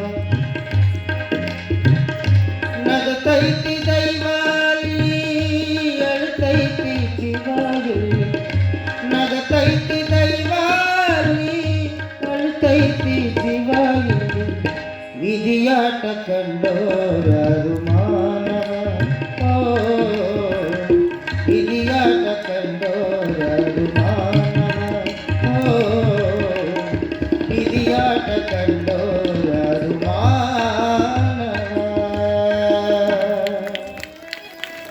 ಜೋರಾದ ಚಪ್ಪಾಳೆ ಕಲಾವಿದರಿಗೆ. ಯಾವ ಭರ್ತೃಹರಿ ಆ ಸನ್ನಿವೇಶವನ್ನು ನೋಡಿದ ಕಾಡಿಗೆ ಹೋಗಿ ಭರ್ತೃಹರಿ ಶತಕತ್ರಯ ಅನ್ನುವಂಥ 300 ಶ್ಲೋಕಗಳಿರತಕ್ಕಂಥ ಪುಸ್ತಕವನ್ನು ರಚನೆ ಮಾಡ್ತಾನೆ. ನಾನು ಯಾಕೆ ಮಾತನ್ನು ಹೇಳ್ತಾ ಇದ್ದೀನಿ ಅಂತಂತಂದ್ರೆ ಅವರವರ ಧರ್ಮವನ್ನ ಅವರು ಧರ್ಮ ಪಾಲನೆಯನ್ನು ಮಾಡಿದ್ರು ಅಂತಂತಂದ್ರೆ ಈ ರೀತಿಯಾಗಿರ್ತಕ್ಕಂಥ ವ್ಯತ್ಯಾಸಗಳು ಆಗೋದಿಲ್ಲ. ಧರ್ಮ ಪಾಲನೆ ಅಂತಾರೆ ಅದಕ್ಕೆ. ಧರ್ಮ ಪಾಲನೆ ಧರ್ಮ ಪಾಲನೆ ಅಂತಕ್ಕಂಥದ್ದು ಒಂದು ಚೌಕಟ್ಟು ಅನ್ನುವಂಥದ್ದು ಮನುಷ್ಯನ ಜೀವನಕ್ಕಿಲ್ಲ ಅಂತಂತಂದ್ರೆ ಈ ರೀತಿಯಾಗಿರ್ತಕ್ಕಂಥ ವ್ಯತ್ಯಾಸಗಳಾಗಿಬಿಡ್ತಾವೆ. ಮನುಷ್ಯನ ಜೀವನದೊಳ ವ್ಯತ್ಯಾಸಗಳಾಗ್ತವೆ. ಕಲ್ಯಾಣದ ಅಂಗಳಕ್ಕೆ ಹೋಗಿರ್ತಕ್ಕಂಥ ಗಟ್ಟಿವಾಳಯ್ಯ ಈ ಒಂದು ಸನ್ನಿವೇಶವನ್ನು ನೋಡಿ ಮನಸ್ಸು ನೊಂದು ಕಲ್ಯಾಣದ ಕಡೆಗೆ ಹೋಗ್ಯಾನ. ಗಟ್ಟಿವಾಳಯ್ಯ ಅಂತಂದ್ರೆ ಸಾಮಾನ್ಯ ಶರಣನಲ್ಲ, ಮುಂದಿನ ಕಾಲಜ್ಞಾನವನ್ನ ಬರೆದಿರ್ತಕ್ಕಂಥ ವೈರಾಗ್ಯ ಮೂರ್ತಿಯಾಗಿರ್ತಕ್ಕಂಥವನು ಗಟ್ಟಿವಾಳಯ್ಯ. ಅಲ್ಲನ ಪ್ರಭುದೇವರು ಹೇಳ್ತಾರೆ ಗಟ್ಟಿವಾಳಯ್ಯನ ಬಗ್ಗೆ. ಯಾವ ವೈರಾಗ್ಯ ಮೂರ್ತಿಯಾಗಿರ್ತಕ್ಕಂಥ ಒಬ್ಬ ಶರಣನ ಬದುಕಿನೊಳಗೆ ಈ ರೀತಿಯಾಗಿರ್ತಕ್ಕಂಥ ಘಟನೆಗಳನ್ನ ಮರಿತಾ ಅವನೂ ಕೂಡ ಕಲ್ಯಾಣದ ಅಂಗಳದೊಳಗೆ ಸೇವಾ ಮಾಡ್ಕೊಂತ ಕಾಯಕದೊಳಗೆ ತಲ್ಲೀನನಾಗಿ ಒಬ್ಬ ಶ್ರೇಷ್ಠ ಶರಣನಾಗ್ತಾನೆ ಅಂತಕ್ಕಂಥದ್ದು ಬರ್ತದೆ. ಯಾರಿಗಿಲ್ಲ ಹೇಳಿ ನೋಡೋಣ ಘಟನೆಗಳು. ಯಾವುದೇ ಹೆಂಡತಿ ಆದವಳು ನನ್ನ ಗಂಡ ಶ್ರೀರಾಮಚಂದ್ರನಂಗೆನೇ ಹೇಳಬೇಕು ಅಂತಕ್ಕಂಥ ಆಸೆಯನ್ನು ಪ್ರತಿಯೊಬ್ಬ ಹೆಂಡತಿನೂ ಪಟ್ಟಿರ್ತಾಳೆ. ಪ್ರತಿಯೊಬ್ಬ ಗಂಡನೂ ಕೂಡ ನನ್ನ ಹೆಂಡತಿ ಪತಿವ್ರತನೇ ಆಗಿರಲಿ ಅಂತಕ್ಕಂಥ ಆಸೆ ಒಳಗನ ಗಂಡನೂ ಇರ್ತಾನ. ಸ್ವಲ್ಪ ವ್ಯತ್ಯಾಸ ಆದ್ರೆ ಸಂಸಾರದೊಳಗ ಬಿರುಕು ಅಂತಕ್ಕಂಥದ್ದು ಬಂದುಬಿಡ್ತದೆ. ಬಿರುಕು ಅಂತಕ್ಕಂಥದ್ದು ಬಂದುಬಿಡ್ತದೆ. ಯಾವ ಧರ್ಮವನ್ನು ಉಳಿಸಬೇಕಾಗಿರ್ತಕ್ಕಂಥ ಧರ್ಮ ಪತ್ನಿ ಅಂತ ಕರೀತಾರೆ ನೋಡ್ರಿ. ಹೆಸರು ಧರ್ಮ ಪತ್ನಿ. ಧರ್ಮದಿಂದ ನಡೀತಕ್ಕಂಥವಳು ಧರ್ಮ ಪತ್ನಿ ಆಗ್ತಾಳ. ಈ ರಾಮಾಯಣದೊಳಗ ಒಂದು ಘಟನೆ ಬರ್ತದ.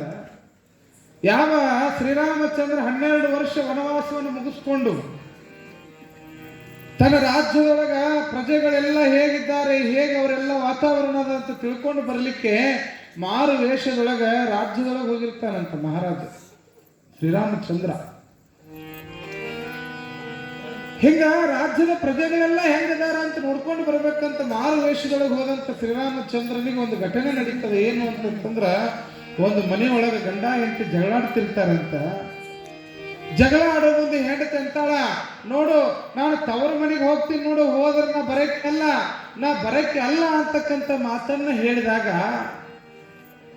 ಅವಾಗ ಗಂಡನಾದವನು, ಅದು ಮಡಿವಾಳ ಸಮಾಜದ ಒಬ್ಬ ಅಕ್ಕಸ, ಏನು ಬಟ್ಟೆಯನ್ನು ತೊಳಿತಕ್ಕಂಥ ಮಡಿವಾಳನ ಮನೆಯೊಳಗೆ ಒಬ್ಬ ಅಗಸನ ಮನೆಯಲ್ಲಿ ನಡೆದಂಥ ಘಟನೆ ಇದು.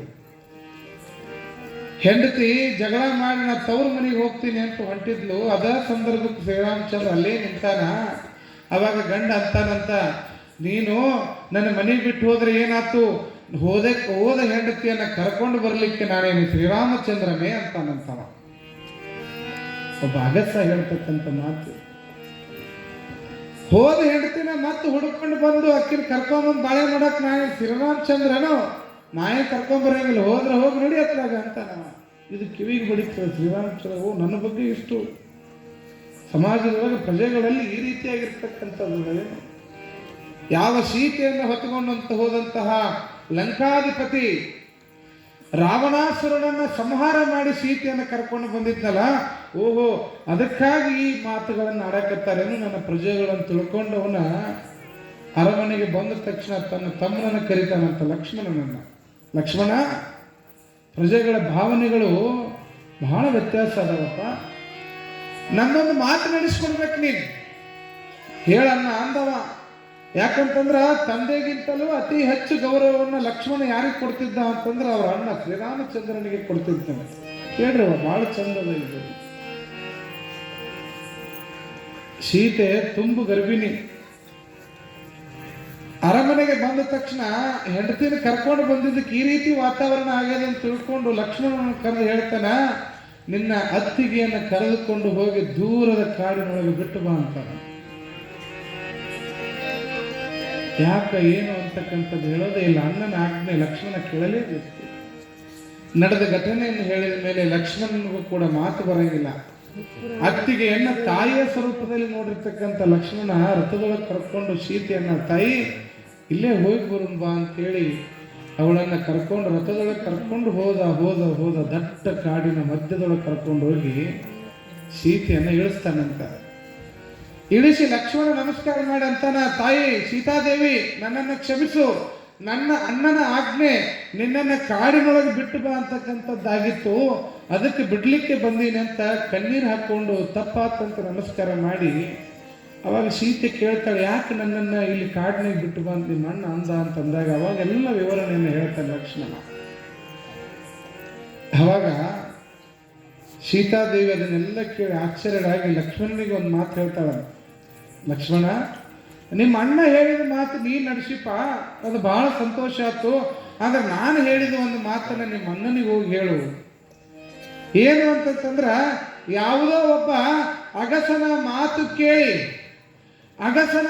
ಕೇಳಿ ಹೆಂಡತಿಯನ್ನೇ ಕಾಡಿಗೆ ಅಟ್ಟಿದ ನಿನ್ನ ಅಣ್ಣ ಮುಂದೊಂದು ದಿನ ಯಾರಿಗೋ ಮಾತು ಕಟ್ಟಿಕೊಂಡು ಧರ್ಮವನ್ನು ಬಿಡಬೇಡ ಅಂತ ಹೇಳಿ ನಿಮ್ಮ ಅಣ್ಣನಿಗೆ ಧರ್ಮವನ್ನು ಬಿಡಬೇಡ ಅಂತ ಹೇಳು ಅಂತ ಸೀತೆ ತಮ್ಮನಿಗೆ ಹೇಳ್ತಾಳೆ ಲಕ್ಷ್ಮಣ. ಎಷ್ಟು ಮಂದಿ ಮಾತು ಕೇಳಂಗಿಲ್ರಿ ನಾವು? ಅವ್ರ ಮಾತು ಕೇಳಿದೆ, ಇವ್ರ ಮಾತು ಕೇಳಿದೆ, ನಮ್ಮ ಕಿವಿಗಳೆಲ್ಲ ಏನಾಗಿಬಿಟ್ಟವು ಅಂತಂದ್ರೆ ಹಿತ್ತಾಳಿ ಕಿವಿ ಆಗಿಬಿಟ್ಟವು. ಪ್ರತ್ಯಕ್ಷ ಕಂಡರು ಪ್ರಮಾಣಿಸಿ ನೋಡ್ಬೇಕಂತ, ಪ್ರಮಾಣಿಸಿ ನೋಡ್ಬೇಕು. ಕಣ್ಣು ಮುಂದೆ ನಡೆದಂಗನೇ ಆಗಿರ್ತದ, ಆದ್ರೆ ಅದು ಸರಿಯೋ ತಪ್ಪೋ ಅಂತಕ್ಕಂಥ ವಿಚಾರ ಮಾಡ್ಲಾರ್ದಂಗ ಎಷ್ಟೋ ಜನ ಜೀವನವನ್ನೇ ಕಳ್ಕೊಂಡಂತ ಉದಾಹರಣೆ ಈ ಜಗತ್ತಿನೊಳಗೆ ಸಿಗ್ತದೆ. ಸಿಕ್ಕಿಲ್ಲೇನು? ಅವ್ರು ಹಂಗಂತಾರ, ಇವ್ರು ಹಿಂಗಂತಾರ, ಕಂತೆಗಳ ಮೇಲೇನೆ ನಮ್ಮ ಸಂತಿ ಹೊಂಟದ ವಿನಃ ನಮ್ಮನ್ನು ನಾವು ಅರ್ಥ ಮಾಡ್ಕೊಂಡು ಬದುಕ್ತಕ್ಕಂಥ ವ್ಯವಸ್ಥೆ ಒಳಗೆ ಹೊಂಟಿಲ್ಲ. ಅದಕ್ಕೆ ಹೇಳ್ತಾನೆ ಶ್ರೀಕೃಷ್ಣ ಪರಮಾತ್ಮ, ಧರ್ಮೋ ರಕ್ಷತಿ ರಕ್ಷಿತಃ, ಧರ್ಮೋ ರಕ್ಷತಿ ರಕ್ಷಿತಃ. ಅವರವರ ಕಾಯಕ, ಅವರವರ ಚೌಕಟ್ಟು, ಅವರವರ ಧರ್ಮವನ್ನು ಅವರು ಕಾಯ ವಾಚ ಮನಸ್ಸ ನೆರವೇರಿಸಿಬಿಟ್ರು ಅಂತಂತಂದ್ರೆ ಜೀವನ ಸಾರ್ಥಕ ಆಗ್ತದ, ಜೀವನ ಮೋಕ್ಷವನ್ನು ಪಡಿತದ. ಆದ್ರೆ ನಾವು ಯಾರು ಧರ್ಮದಿಂದ ನಡೀತಾ ಇಲ್ಲ, ಧರ್ಮಹೀನರಾಗಿ ನಡೆಯಕತ್ತೀವಿ, ಧರ್ಮವನ್ನು ಮೀರಿ ಹೊಂಟೀವಿ. ಧರ್ಮ ಅನ್ನುವಂಥದ್ದು ಏನು ಅಂತಕ್ಕಂಥ ಅವಲೋಕನನೇ ಇಲ್ಲ ನಮ್ಮಲ್ಲಿ. ಸುಮ್ಮನೆ ಹೊಂಟದ ಸಂತಿ, ಹೊಂಟದ ತೋರಿಕೆಯ ಬದುಕಾಗಿ ಹೊಂಟು ಬಿಟ್ಟದ. ಒಂದು ಊರಾಗ ಹಿಂಗ ಪುರಾಣ ಹಚ್ಚಿದ್ರಂತ, ಹಿಂಗ ಪುರಾಣ ನಡೆದಿತ್ತು. ಆ ಊರಾಗ ಒಂದು ಊರಾನ ಹಿರಿಯರು ಒಂದು ಕಂಡೀಷನ್ ಮಾಡಿದ್ರು. ಏನು ಕಂಡೀಷನ್ ಮಾಡಿದ್ರು ಅಂದ್ರೆ, ಪ್ರತಿ ಮನೆಗೆ ಒಬ್ಬರು ಪುರಾಣ ಕೇಳಕ್ಕೆ ಬರಬೇಕು ಅಂತ ನಿಯಮ ಇತ್ತು ಅಲ್ಲಿ. ಏನಿತ್ರವ? ಪ್ರತಿ ಮನೆಗೂ ಒಬ್ಬರು ಕಡ್ಡಾಯವಾಗಿ ಪುರಾಣ ಕೇಳಕ್ಕೆ ಬರ್ಬೇಕಂತ ಹೇಳಿ. ಮತ್ತು ಮನ್ಯಾಗ ಪುರಾಣ ದೇವರ ದಿನರ ಪಾಳೆ ಯಾರಿಗೆ ಬೀಳ್ತಾವೇನ್ರಿ? ಮನ್ಯಾಗ ಹೆಣ್ಮಕ್ಳಿಗೆ ಬೀಳ್ತಾವ, ಗಂಡ್ಮಕ್ಳಿಗೆ ಬೀಳ್ತಾವ್ರಿ? ನಿಮ್ಗೆ ಬೀಳ್ತಾವ. ನಿಮ್ಮ ಸುತ್ತ ಇರ್ತಾವ ಎಲ್ಲ ದೇವ್ರುಗಳು. ಹಿಂಗ ಹೆಣ್ಮಕ್ಳಿಗೆ ಮನ್ಯಾಗ ಹೆಂಡತಿಗೆ ಪಾಳೆ ಬಿದ್ದಿತ್ತು, ದಿನ ಹೋಗಿ ದಿನ ಅಂತೇಳಿ. ಆ ಪುರಾಣ ಹೇಳ್ತಕ್ಕಂಥ ಸ್ವಾಮಿಗಳು ಬಹಳ ಚಲೋ ಹೇಳ್ತಾರಂತಕ್ಕೆ ದಿನ ಹೆಣ್ಮಗಳು ತಾನ ಪುರಾಣ ಕೇಳಕ್ ಬರ್ತಿದ್ಲು. ಹಿಂಗೆ ದಿನ ಬಂದು ಕುಂಡ್ರಕ್ಕೆ ಪುರಾಣ ಕೇಳಕ್ಕೆ ಹೋಗಕ್ಕೆ ಒಂದು ದಿನ ಏನಾಗ್ಬಿಡ್ತು ಅಂತಂತಂದ್ರೆ ತವ್ರ ಮನೆಯಿಂದ ಒಂದು ಪತ್ರ ಬಂತು. ಯಾರಿಗೆ? ಆ ಹೆಣ್ಮಗಳಿಗೆ. ಪತ್ರ ಏನು ಬಂದಿತ್ತು ಅಂತಂದ್ರೆ, ನಿಮ್ಮ ಅವ್ಗ ಆರೋಗ್ಯದೊಳಗೆ ಬಹಳ ವ್ಯತ್ಯಾಸ ಆಗ್ಯದ, ಆದಷ್ಟು ಬೇಗ ನೀನು ಊರಿಗೆ ಬಾ ಅಂತೇಳಿ. ಹಂಗಾರೆ ಈಕಿ ಊರಿಗೆ ಹೋದ್ರೆ ಪುರಾಣ ಕೇಳೋ ಪಾಳೆ ಯಾರಿಗೆ ಬಿತ್ರಿ? ಯವ ಇಲ್ಲಿ ನೋಡ್ರಿ, ಯವ ಒಂದು ಗುಂಡ್ಕಲ್ಲ ಬೇಕು ಕೊಡ್ರಿ ನನಗೆ. ಅವ್ರು ಬರೋರು ಬರ್ತಾರೆ ಬಿಡ್ರಿ, ಯಾಕೆ ಯವ ಆಮೇಲೆ ಕುಂಸಕ್ರಿ ಬಿಡ್ರಿ. ನಿಮ್ಮನ್ನ ನೋಡ್ಕೋತ ಕುಂತಾರ ಅವ್ರು. 9 ಗಂಟೆಯಿಂದ ನಿಮ್ಮ ಪಾಳೆ ಯವ, 9ರ ಮಟ್ಟ ನಂದಿದೆ ವೇದಿಕೆ. ನಡಿ ಬರ್ರಿ. ತ್ರಿಶೂಲ ಹಿಡ್ಕೊಂಡು ಬಂದ ಕುಂತಾಳವ್ವ. ಲಘು ಮುಗಸರಿ ಇಲ್ಲ ಚುಚ್ಚ ಬಿಡ್ತೇನೆ ಅಂತಾಳ. ಚುಚ್ಚುಗಳು ಪಾಳೆ ಬಂದಿತ್ತು ನಮಗೆಲ್ಲಿ. ಭಾಳ ಚಂದ ಮಕ್ಕಳು ತಯಾರಾಗಿ ಬರಾಕತ್ತಾರ. ರೈತರಾಗಿ ಬಂದಾರ, ಬಸವಣ್ಣಾಗಿ ಬಂದಾರ, ಕೊಳ್ಳ ರುದ್ರಾಕ್ಷಿ ವಿಭೂತಿ ಲಿಂಗ ಎಲ್ಲ ಬಂದಾವ. ಎಲ್ಲಿದ್ದೀವ್ರಿವ ನಾವು? ಇಲ್ಲೇ ಇದ್ದೀವಲ್ಲ. ಎಲ್ಲಿದ್ದೀವ್ರಿ? ಹಾ, ಒಬ್ರು ಹೇಳ್ರಿ ನೋಡೋಣ.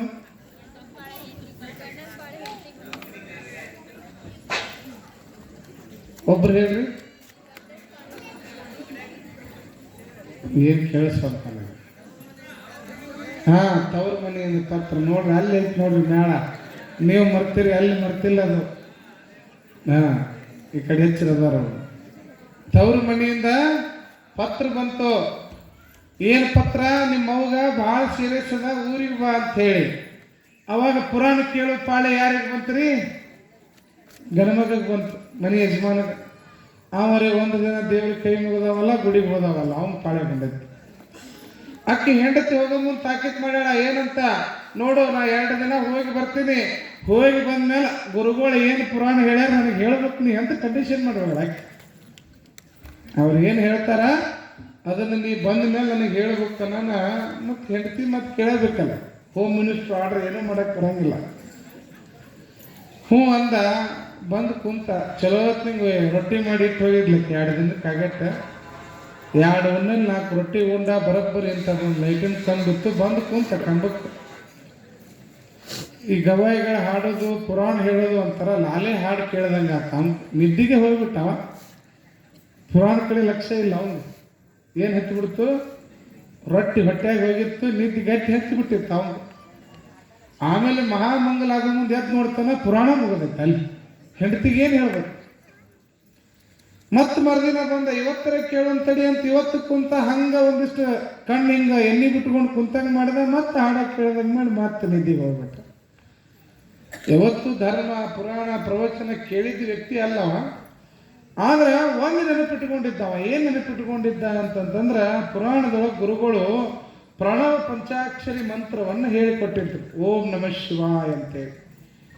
ಈ ಓಂ ನಮಃ ಶಿವಾಯ ಎನ್ನುವಂಥ ವಿವರಣೆ ಮಾಡೋದು ಗೊತ್ತಿತ್ತು ಅವಂಗ. ಅದೊಂದು ಶಬ್ದ ನೆನಪಿಟ್ಟುಕೊಂಡು ಇದನ್ನರೇ ಹೆಂಡತಿ ಹೇಳುತ್ತಡಿ, ಇದೊಂದೇ ಹೇಳ್ಯಾರ ಅಂತೇಳಿ ಅವ 2 ದಿನ ಬರೀ ಇದನ್ನ ಬೈಕಟ್ ಮಾಡಿದ್ದ. ಏನು?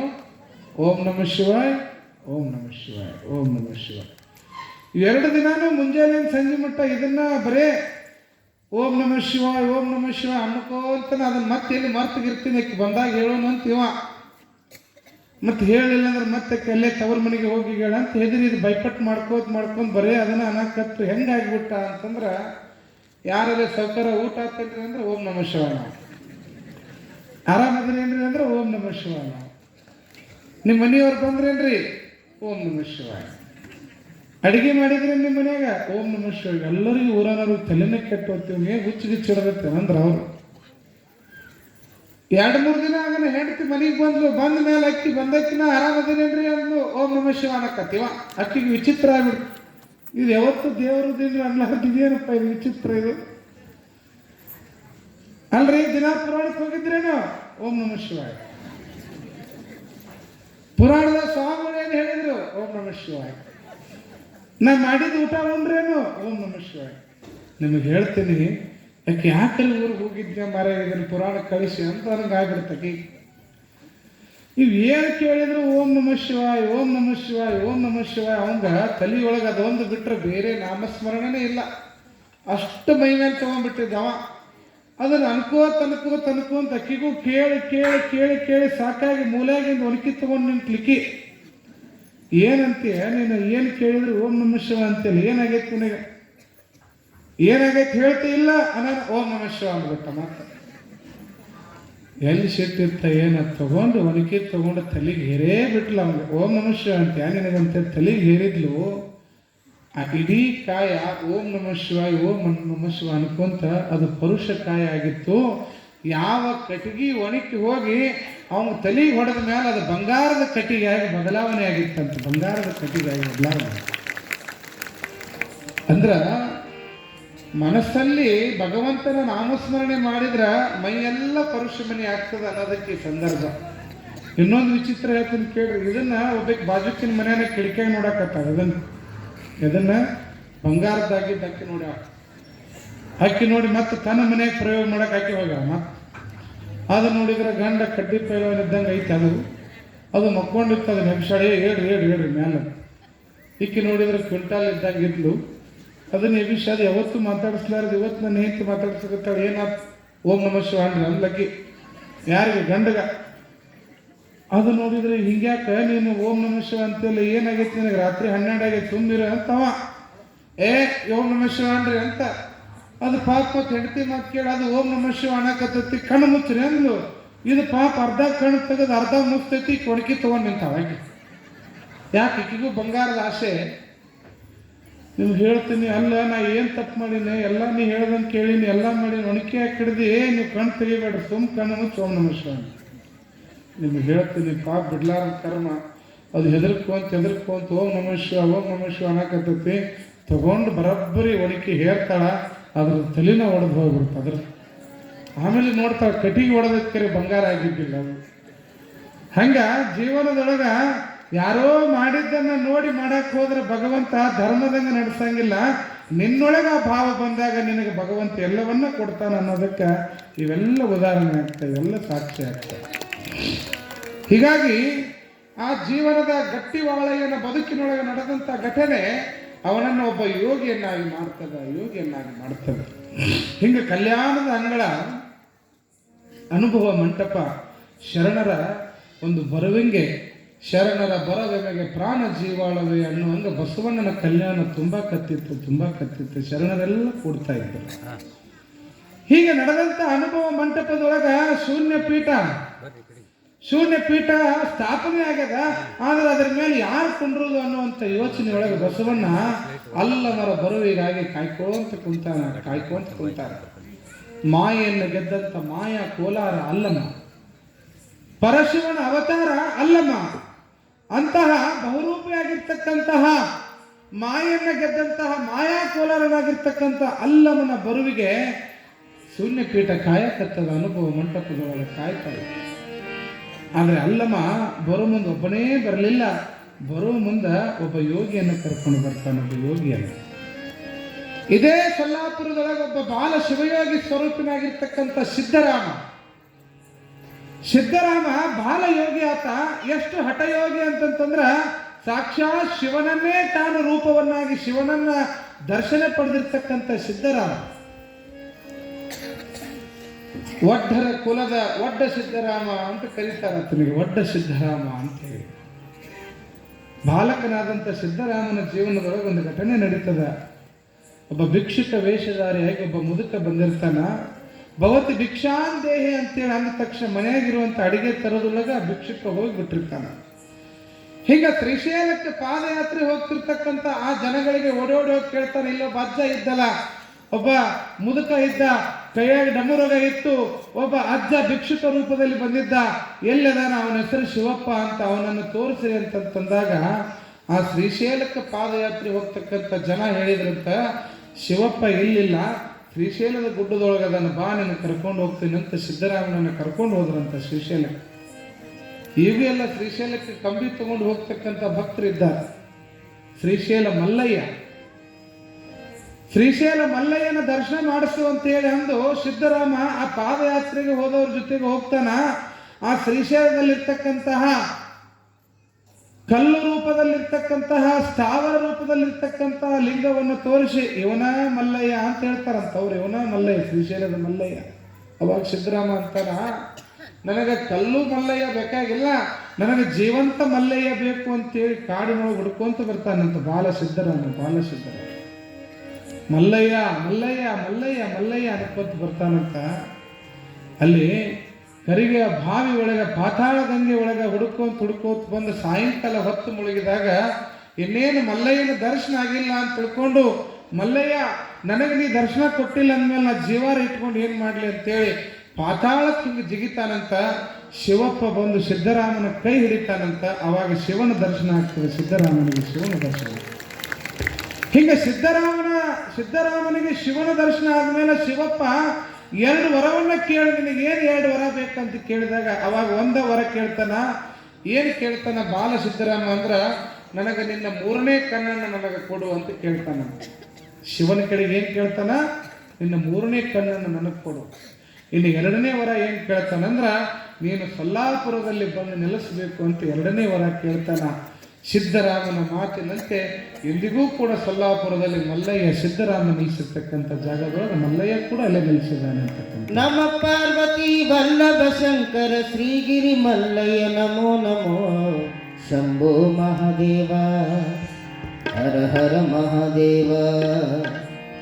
ನಮ ಪಾರ್ವತಿ ವಲ್ಲಭ ಶಂಕರ, ನಮ ಪಾರ್ವತಿ ವಲ್ಲಭ ಶಂಕರ ಶ್ರೀಗಿರಿ ಮಲ್ಲಯ್ಯ ನಮೋ ನಮೋ ಶಂಭೋ ಮಹಾದೇವ ಹರ ಹರ ಮಹಾದೇವ ಶಂಭೋ ಮಹಾದೇವ ಹರ ಹರ ಮಹಾದೇವ.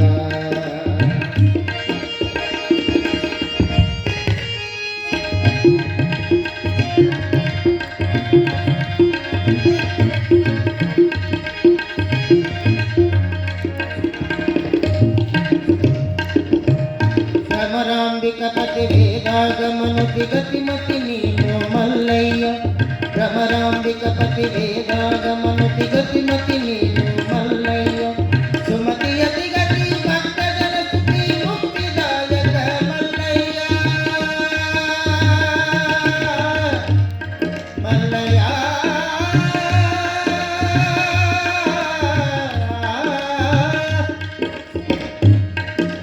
ಸುಮತಿಯತಿ ಗತಿ ಭಕ್ತಿ ಜನ ಸುಖಿ ಮುಕ್ತಿದಾಯಕ ಮಲ್ಲಯ್ಯ. ನಮ ಪಾರ್ವತಿ ವಲ್ಲಭ ಶಂಕರ ಶ್ರೀಗಿರಿ ಮಲ್ಲಯ್ಯ ನಮೋ ನಮೋ ಶಂಭೋ ಮಹಾದೇವ ಹರ ಹರ ಮಹಾದೇವ ಶಂಭೋ ಮಹಾದೇವ ಹರ ಹರ ಮಹಾದೇವ.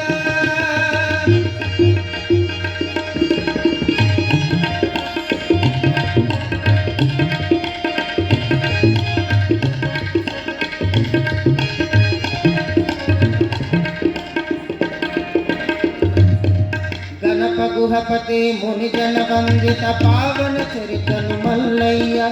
ಗಣಪ ಗುಹಪತಿ ಮುನಿಜನ ವಂದಿತ ಪಾವನ ಚರಿತನು ಮಲ್ಲಯ್ಯ. ಘನಕುಲ ಭರಿತ ಲೋಕ ಪೂಜಿತ ಕಾಲ ಕರ್ಮ ಹರ ಮಲ್ಲಯ್ಯ ಮಲ್ಲಯ್ಯ.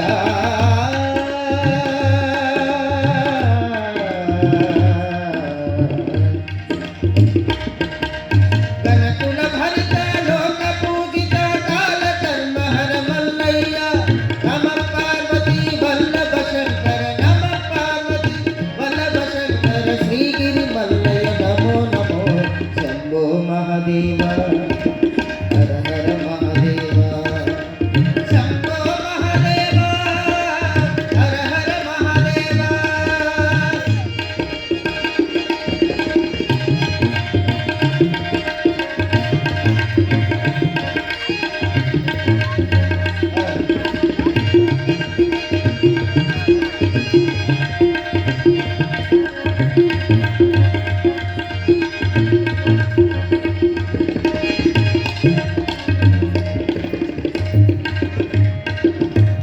ಭಕ್ತ ಪಾಲಕ ಲೋಕನಾಯಕ ಮುಕ್ತಿದಾಯಕ ಮಲ್ಲಯ್ಯ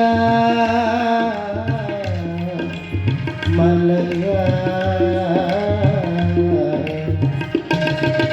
ಭಕ್ತ ಪಾಲಕ ಲೋಕನಾಯಕ ಮುಕ್ತಿದಾಯಕ ಮಲ್ಲಯ್ಯ.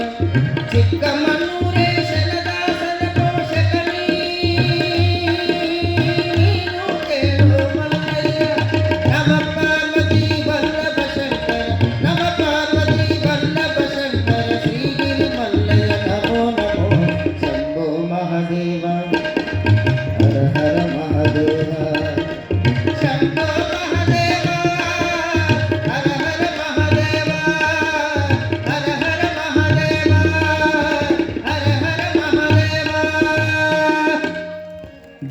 ಚಪ್ಪಾಳೆ ಕಲಾವಿದರಿಗೆ.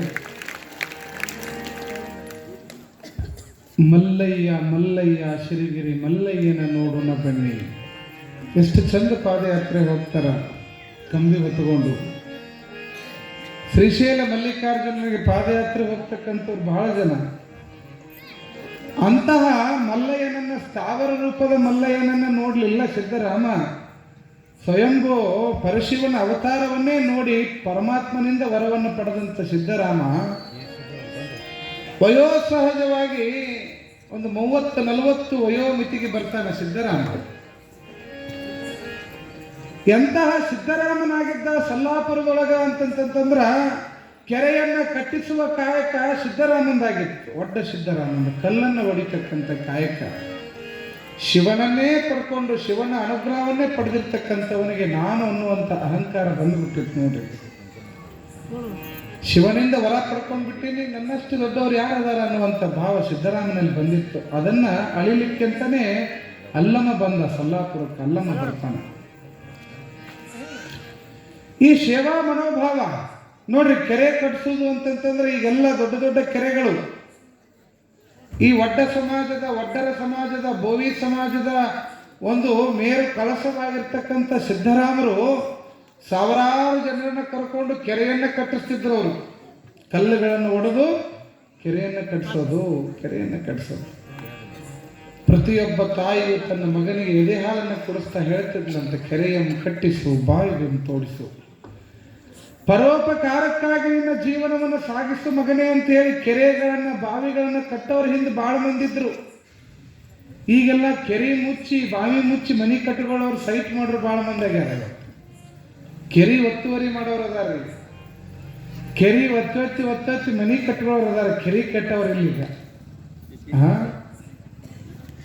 ಸೇವಾ ಮನೋಭಾವನೆಲ್ಲ ಸಮಾಜಕ್ಕೆ 4 ಮಂದಿಗೆ, ಪ್ರಾಣಿ ಪಕ್ಷಿಗಳಿಗೆ ನೀರಿಡೋನು, ಅವಕ್ಕೊಂದಿಷ್ಟು ಕಾಳು ಕಡಿ ಇಡೋನು ಯಾರಿಗೂ ಇಲ್ಲ. ಇನ್ನು ಬರಬರ್ತ ಬ್ಯಾಸಿಗೆ ಬಂತವ, ಜನವರಿ ಫೆಬ್ರವರಿ. ಅದಕ್ಕೆಲ್ಲ ನಿಮ್ಗೆ ತಾಯಂದ್ರಿಗೆ ಶರಣರಿಗೆ ಕೇಳ್ಕೊಳ್ಳೋದೇನು ಅಂತಂದ್ರೆ, ನಿಮ್ಮ ಮನ್ಯಾಗ ಹೆಂಗೆ ಜೋಳದ ಹಿಟ್ಟು, ರಾಗಿ ಹಿಟ್ಟು, ಗೋಧಿ ಹಿಟ್ಟು ಅಂತ ಹಿಟ್ಟು ಹಾಕಿಸ್ಕೊಂಡು ಎಲ್ಲ ಮನ್ಯಾಗ ಬೇಕಾದಂಥ ತಯಾರು ಮಾಡಿ ಇಟ್ಕೋತಿರಲಿವ. ಹಂಗೆ ದಿನ ಬೆಳಗ್ಗೆ ಎದ್ದು ಕೂಡಲೇ ದೇವ್ರ ಜಗಲಿ ಮೇಲೆ ಪೂಜೆ ಆಗಿ ಹೂ ಏರಿಸಿ ಮಂಗಳಾರತಿ ಮಾಡಿದ ಮ್ಯಾಗ ಒಂದೊಂದು ದಿನ ದೇವರಿಗೆ ಪೂಜೆ ಮಾಡದಿದ್ರೂ ನಡೀತದ. ಆದ್ರೆ ನಿಮ್ಮ ಮನೆ ಮ್ಯಾಲ ಒಂದು ಮಣ್ಣಿನ ಪಾತ್ರೆ ಒಳಗೆ ಒಂದು ಬಗಸಿ ನೀರು, ಒಂದಿಷ್ಟು ಕಾಳು ಇಡ್ರಿ, ಬಂದಂಥ ಪ್ರಾಣಿ ಪಕ್ಷಿಗಳು ತಿಂದು ಹೋಗ್ತಾವ. ಅದು ಆಸರ ಆಗ್ತಕ್ಕಂಥ ಕೆಲಸ ಆಗ್ಬೇಕು ಮನ್ಯಾಗ. ಪ್ರತಿಯೊಬ್ಬರ ಮನೆಯ ಮೇಲೆ ಒಂದೊಂದು ಪಾತ್ರೆ ಒಳಗೆ ನೀರು ಇಡ್ರಿ. ಪಕ್ಷಿಗಳಿಗೆ ನೀರು ಸಿಗ್ತಾ ಇಲ್ಲ, ಕಾಳು ಸಿಗ್ತಾ ಇಲ್ಲ. ಯಾಕಂದ್ರೆ ಎಲ್ಲ ಈಗ ರೆಡಿಮೇಡ್ ಫುಡ್ರಿ. ಈಗ ಬಿಗ್ ಬಜಾರ್ಗೆ ಹೋಗೋದು, ತರೋದು, ಡ್ರರ್ ಅಂತ ಮಿಕ್ಸರ್ಗೆ ಹಾಕೋದು, ಹೊಂಡು ಬಿಡೋದು. ಯಾರು ಕಾಳು ಒಣಾಕೋದು ಏನೇನು ಇಲ್ಲಿ. ನಮ್ಮ ರೈತರಂತೂ ಈಗ ಕಣ ಮಾಡೋದ ಬಿಟ್ಟಾರೆ. ಎಲ್ಲ ತಂದು ರೋಡಿಗೆ ಹೋಗಿತಾರೆ. ರೋಡಿಗೆ ಆ ಟೈರ್ ಎಲ್ಲೆಲ್ಲಿ ಅಡ್ಡಾಡಿ ಯಾವ್ಯಾವ ಗಲೀಜ್ ಮೇಲೆ ಅಡ್ಡಾಡಿ ಬಂದಿರ್ತೈತೆ ಅವೆಲ್ಲ ಕಾಳು ಮೇಲೆ, ತೊಗರಿ ಮೇಲೆ, ರಾಗಿ ಮೇಲೆ ಅಡ್ಡಾಡಿ ಅವು ಹೋಗ್ತಾವು. ಅದನ್ನು ಹಸನ್ ಮಾಡಿ ನಮಗೆ ಕೊಡ್ತಾರೆ, ನಾವು ತಿನ್ನೋದು ಅದನ್ನು. ಈಗ ರೈತರಿಗೂ ಕೂಡ ಕೆಲಸ ಮಾಡೋದಿಲ್ಲ. ಈಗ ಮೊದಲಿನಲ್ಲಿ ಸಗಣಿ ಸಾರಿಸಿ ಕಣ ಮಾಡಿ ತೂರುದು, ಬೀಸುದು, ಕುಟ್ಟುದು ಏನೇನು ಇಲ್ಲ. ಬಡ ತರೋದೈತಿ, ರೋಡಿಗೆ ಹೋಗೋದು ಬಿಡೋದೈತಿ, ಲಾರಿ ಬಿಡೋದು. ಲಾರಿ ಅಡ್ಡಾಡಿದ ಮ್ಯಾಗ ಅದನ್ನ ತೆಗೆದು ಕಸ ಹೊಡ್ಕೊಂಡು ಬಳದು ಹಸನ್ ಮಾಡ್ಕೊಂಡು ಬರ್ತಾರೆ ಇವತ್ತೆಲ್ಲ. ಆದರೆ ನಾವೆಲ್ಲ ಪ್ರತಿಯೊಬ್ಬರು ಪ್ರತಿದಿನ ನಮ್ಮ ಮನೆ ಮೇಲೆ ಒಂದು ಮಣ್ಣಿನ ಪರಾಯಣದೊಳಗೆ ಒಂದ್ರೊಳಗೆ ನೀರು, ಒಂದ್ರೊಳಗೆ ಕಾಳು ಹಾಕಿಡ್ರಿ ಏನಾಗಂಗಿಲ್ಲ. ಪಕ್ಷಿಗಳು ಬಂದು ತಿಂದು ನಿಮ್ಮನ್ನು ನೆನೆಸ್ತಾವೆ, ನಿಮ್ಮನ್ನು ಹರಿಸಿ ಹೋಗ್ತಾವೆ. ಅಂತ ಕೆಲಸ ಮಾಡ್ಬೇಕು ನಾವೆಲ್ಲ. ಸ್ವಲ್ಪ ಕಾಳು, ಸ್ವಲ್ಪ ನೀರು. ಹಂಗ ಪರೋಪಕಾರದ ಗುಣ ಇಲ್ಲ. ಒಂದು ಆಕಳು ಕಸವನ್ನು ತಿಂದು ನೀವು ಹಾಕಿದಂಥ ಮುಸುರಿ, ನೀವು ಉಳಿದು ಬೆಳೆದಿರ್ತಕ್ಕಂಥ ಹಳಸಿದ ತಂಗಳು ಅನ್ನ ಹಾಕಿದ್ರು ಕೂಡ ಆಕಳು ಏನು ಕೊಡ್ತದೆ ನಿಮ್ಗೆ? ಅಮೃತದಂಥ ಹಾಲನ್ನು ಕೊಡ್ತದೆ. ಹಂಗ ಪರೋಪಕಾರಂ ಇದಂ ಶರೀರಂ. ಶರೀರ ಪರೋಪಕಾರಕ್ಕಾಗಿ ಬದುಕಬೇಕು. ಇನ್ನೊಬ್ಬರು ಉಪಕಾರವನ್ನು ಮಾಡಿದಾಗ ಮನುಷ್ಯ ಜನ್ಮ ಸಾರ್ಥಕ ಆಗ್ತದೆ. ಸೇವಾ ಮನೋಭಾವವನ್ನು ಪಡ್ಕೊಳ್ಬೇಕು. ಈ ಸೇವೆ ಅನ್ನುವಂಥದ್ದಿದ್ರೆ ಏನನ್ನ ಪಡ್ಕೋಬಹುದು ಅನ್ನೋದಕ್ಕೆ ಒಂದು ಉದಾಹರಣೆ ಹೇಳ್ತೇನೆ. ಇಲ್ಲೇ ಸವದತ್ತಿ ಭಾಗದೊಳಗೆ ಆದಂಥ ಘಟನೆ ಇದೆ. ದಂಪತಿಗಳ ಮದುವೆಯಾಗಿ 15-16 ವರ್ಷ ಆದರೂ ಕೂಡ ಮಕ್ಕಳಾಗಿದ್ದಿಲ್ಲ ಅವರು. ಮಕ್ಕಳಾಗಿದ್ದಿಲ್ಲ. ಮಕ್ಕಳಾಗದಿರ್ತಕ್ಕಂಥ ಸಂದರ್ಭದೊಳಗೆ ಆ ಹೆಣ್ಮಗಳು ನಿತ್ಯ ವ್ರತ ಪೂಜೆ ಎಲ್ಲ ದವಾಖಾನೆ ಎಲ್ಲ ಮುಗಿದು ಕೂಡ ಮಕ್ಕಳೇ ಆಗ್ತಕ್ಕಂಥ ಸೂಚನೆ ಕಾಣಲಿಲ್ಲ ಆ ಹೆಣ್ಮಗಳಿಗೆ. ಇನ್ನೇನು ಜೀವನನ ಸಾಕು ಅನ್ನೋದ್ರೊಳಗೆ ಒಬ್ಬ ಗೆಳತಿ ಬಂದು ಹೇಳ್ತಾಳ, ಇಲ್ಲೊಬ್ರು ಗುರುಗಳದಾರ, ಅವ್ರ ಕಡೆಗೆ ಹೋಗು, ಅವ್ರ ಆಶೀರ್ವಾದ ಮಾಡಿದರೆ ಮಕ್ಕಳಾಗ್ತಾವ ಅಂತಕ್ಕಂಥ ಸಂದರ್ಭವನ್ನು ಆ ಗೆಳತಿಗೆ ಹೇಳಿದ ಮೇಲೆ ಗಂಡ ಹೆಂಡತಿ ಸವದತ್ತಿಯ ಒಬ್ಬ ಋಷಿಗಳ ಕಡೆಗೆ, ಮಹಾತ್ಮರ ಕಡೆಗೆ ಹೋಗ್ತಾಳೆ. ಆ ಗುರುಗಳು ಇನ್ನೇನು ಪೂಜಾ ಮುಗಿಸಿ ಬಂದು ಇನ್ನೇನು ಕೆಳಗೆ ಬಂದು ಕುಂಡ್ರದಕ್ಕೆ ಇವ್ರು ಮಠ ಪ್ರವೇಶ ಮಾಡ್ತಾರ. ಆ ಮಠದ ಅಂಗಳದೊಳಗೆ ಒಬ್ಬ ವಯಸ್ಸಾದ ಮುದುಕ, ಒಂದು 65-70 ವಯಸ್ಸಾಗಿತ್ತು ಆ ಮುದುಕಗೆ. ಅವ ಮಠದಾಗ ಏನು ಮಾಡಕತ್ತಿದ್ದ? ಕಸ ಹೊಡ್ಯಾಕತ್ತಿದ್ದ. ಸುಮಾರು 30-40 ವರ್ಷದಿಂದ ಸೇವಾ ಮಾಡ್ಕೊಂತಾನೆ ಇದ್ದ ಮಠದಾಗ. ಅವನ ಕೆಲಸ ಏನು? ಮಠದಾಗ ಕಸ ಹೊಡಿದು, ಅಜ್ಜವ್ರ ಬಟ್ಟೆ ತೊಳೆದು, ಅಜ್ಜರ ಪಾದ ಒತ್ತುದು, ಅಜ್ಜರು ಹೇಳಿ ಕೆಲಸ ಮಾಡು, ಕಾಯ್ಕ ಮಾಡ್ಕೋ ಅಂತ ಹೊಂಟಿತ್ತ ಆ ಮುದುಕ. ಇವ್ರ ಗಂಡ ಹೆಂಡತಿ ಮಠದಾಗ ಬಂದ ತಕ್ಷಣ ಮುದುಕನ್ ಕೇಳಿದ್ರು, ಯಪ್ಪ ಯಜ್ಜ, ಅಜ್ಜವ್ರು ಎಲ್ಲಿದಾರಪ್ಪ, ಬುದ್ಧಿಯವ್ರು ಎಲ್ಲಿದಾರ, ಅಪ್ಪಗಳು ಎಲ್ಲಿದಾರ ಅಂತನಾಗ ಅಲ್ಲಿ ಹೋಗ್ರಿ ಪಡಸಾಲೆ ಕುತ್ಕೋರಿ, ಅಜ್ಜರ ಮ್ಯಾಲ ಅದಾರ ಬರ್ತಾರ ಅಂತೇಳಿ ಆ ಮುದುಕ ಆ ಕಸ ಹೊಡಿದ್ ಬಿಟ್ಟು ಅವ್ರನ್ನ ಕರ್ಕೊಂಡು ಪಡಸಾಲೆ ಕುಂಡ್ರಿಸಿದ. ಒಂದು ಅರ್ಧ ಗಂಟೆ ಆದ್ಮೇಲೆ ಗುರುಗಳು ಮ್ಯಾಲಿಂದ ಕೆಳಗಿಳಿದು ಬಂದರು.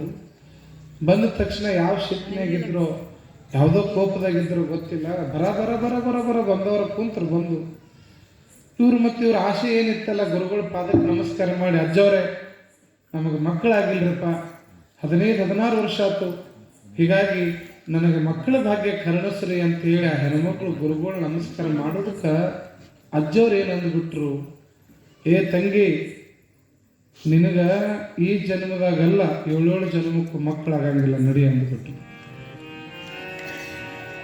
ಯಾವ ಗುರುವಿನ ಆಶೀರ್ವಾದ ಆದ್ರೆ ಮಕ್ಕಳಾಗ್ತಾವ ಅಂತಕ್ಕಂತಹ ಅಭಿಲಾಷೆಯನ್ನು ಇಟ್ಟುಕೊಂಡು, ಅಭಿಮಾನವನ್ನು ಇಟ್ಟುಕೊಂಡು, ಓಡೋಡಿ ಅಭಿಲಾಷೆ ಆಸೆ ಇಟ್ಟುಕೊಂಡು ಬಂದಿತ್ತಲ್ಲ ಜೀವ,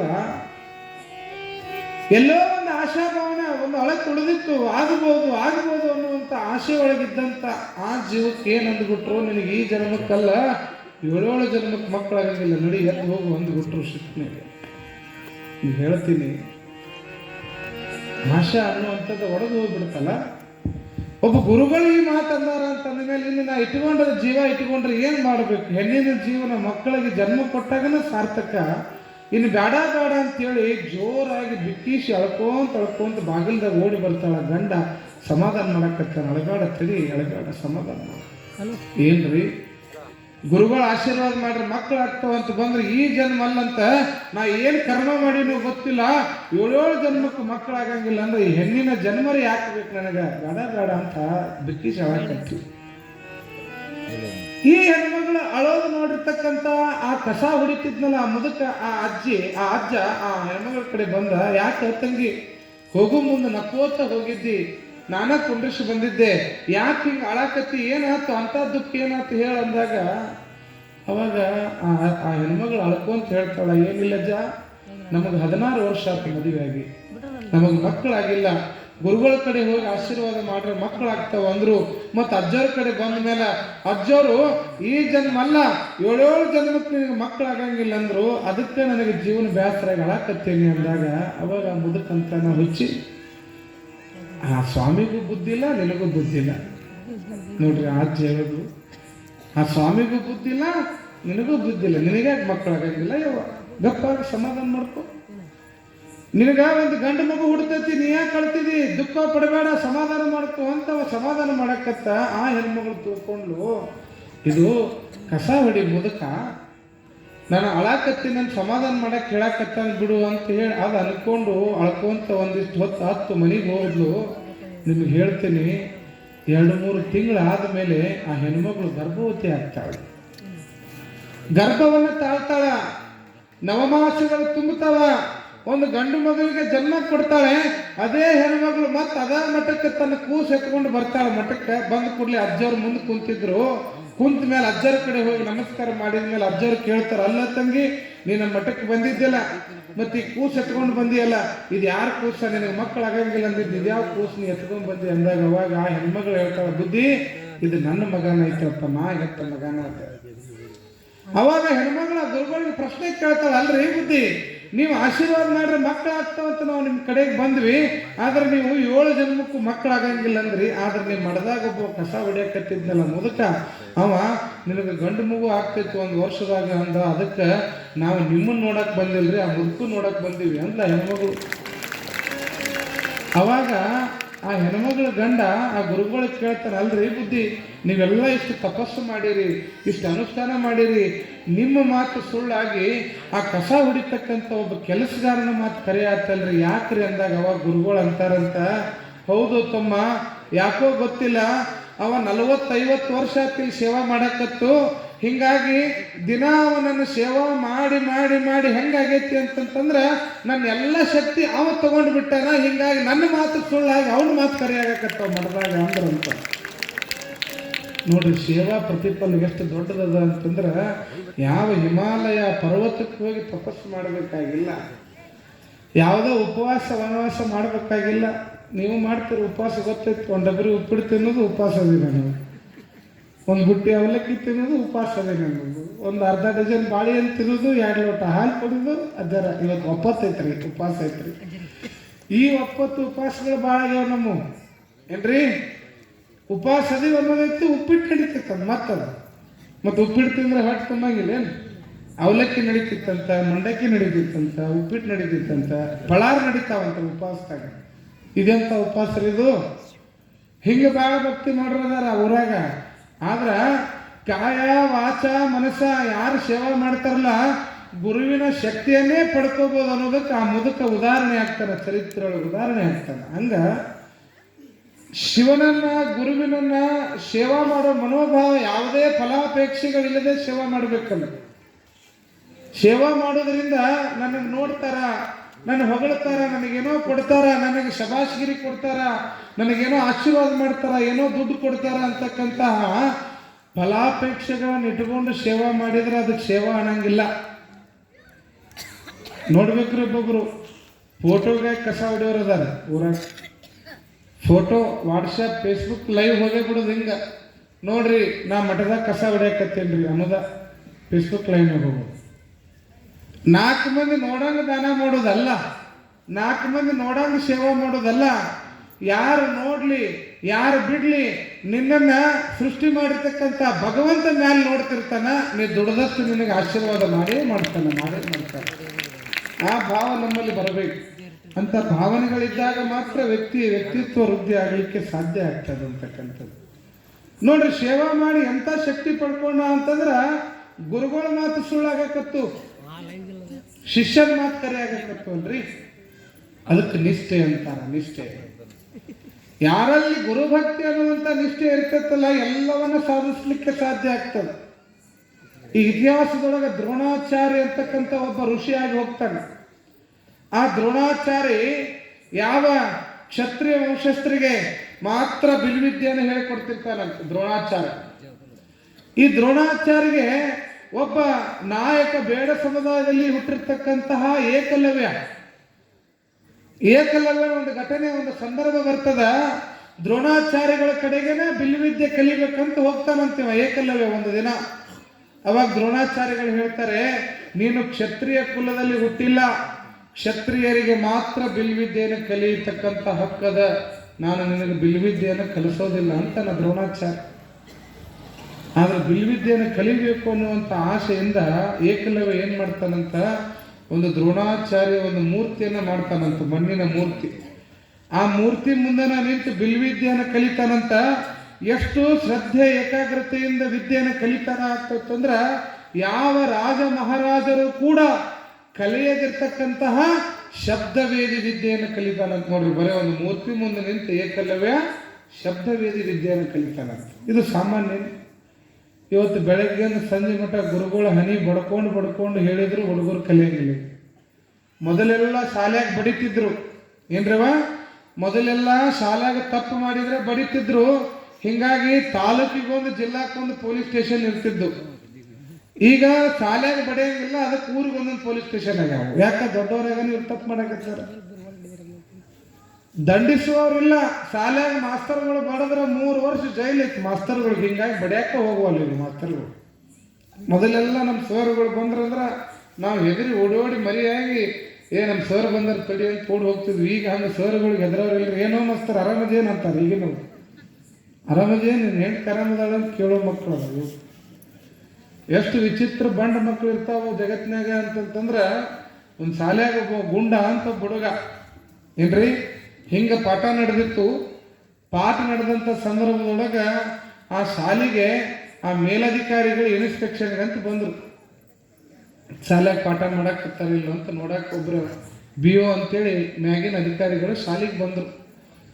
ಬಂದ ಕೂಡಲೇ ಇಲ್ಲಿ ವಿಜ್ಞಾನ ಮಾಸ್ತರ್ ಪಾಠ ಮಾಡಕತ್ತಿದ್ರು. ಪಾಠ ಮಾಡೋ ಮುಂದೆ ಅವರು ಚೆಂದ ಪಾಠನ ಮಾಡಿದ್ದಿಲ್ಲ, ಬರೀ ಸೂಟಿ ಮಾಡಿ ರಜಾ ಮಾಡಿ ಮಾಡಿ ಮಾಡಿ ಪಾಠನ ಹಿಡಿದಿಲ್ಲ. ಇನ್ಸ್ಪೆಕ್ಷನ್ ಬಂದ ಮಾಸ್ತರು ಎಲ್ಲಿ ನಮ್ಮ ಹುಡುಗರನ್ನ ಕೇಳಿ ನನಗೆ ಎಲ್ಲಿ ಡಿಬಾರ್ ಮಾಡಿಬಿಡಿ ಅಂತ ತಡಿ ಅಂತೇಳಿ ಅಂದವ್ರ ಹುಡುಗರಿಗೆಲ್ಲ ಮೊದಲ ತಾಕೀತ್ ಮಾಡಿದ್ದು ಏನಂತ, ನೋಡು ನಮ್ಮ ಮೇಲಾಧಿಕಾರಿಗಳು ಬಂದಾರ, ಅವ್ರು ಬಂದು ಏನೋ ಪ್ರಶ್ನೆ ಕೇಳಿದ್ರು ನೀವೇನು ಹೇಳ್ಬೇಕು, ಉತ್ತರ ಹೇಳ್ತೀವಿ ಸರ್ ಅನ್ಬೇಕು. ಮೊದಲೇ ಇದನ್ನೆಲ್ಲ ತಯಾರು ಮಾಡಿದ್ದವ. ಎಲ್ಲ ಪಾಠಗಳು ಮುಗಿದಾವ ಅಂತಂದ್ರೆ ಏನು ಹೇಳ್ಬೇಕು ನೀವು, ಮುಗಿದಾವ ಅಂತ ಹೇಳ್ಬೇಕು. ಒಂದು ಪಾಠ ಮಾಡಿದ್ದಿಲ್ಲ ಇವ, ಮುಗಿದಾವ ಅಂತ ಹೇಳ್ರಿ ಅಂತ ಹೇಳ್ಕೊಡಾಗತ್ತ ಮಕ್ಕಳಿಗೆ. ಯಾಕೆ ನೌಕರಿ ಹೋಗ್ತತಿ ಹೇಳಿಲ್ಲ ಅಂದ್ರೆ ಆತು. ಎಲ್ಲ ಹೂ ಅಂದ್ರು ಹುಡುಗರು. ಆದ್ರೆ ಅದ್ರಾಗ ಒಂದು ವಾಂಡ್ ಹುಡುಗಿತ್ತು, ಬೆರಕೆ ಹುಡುಗ. ಎಲ್ಲ ಶಾಲೆಗೆ ಒಬ್ಬೊಬ್ರು ಇರ್ತಾರಂತವ್ರು ಊರಿಗೆ ಮಿಕ್ಕಿದ್ರು.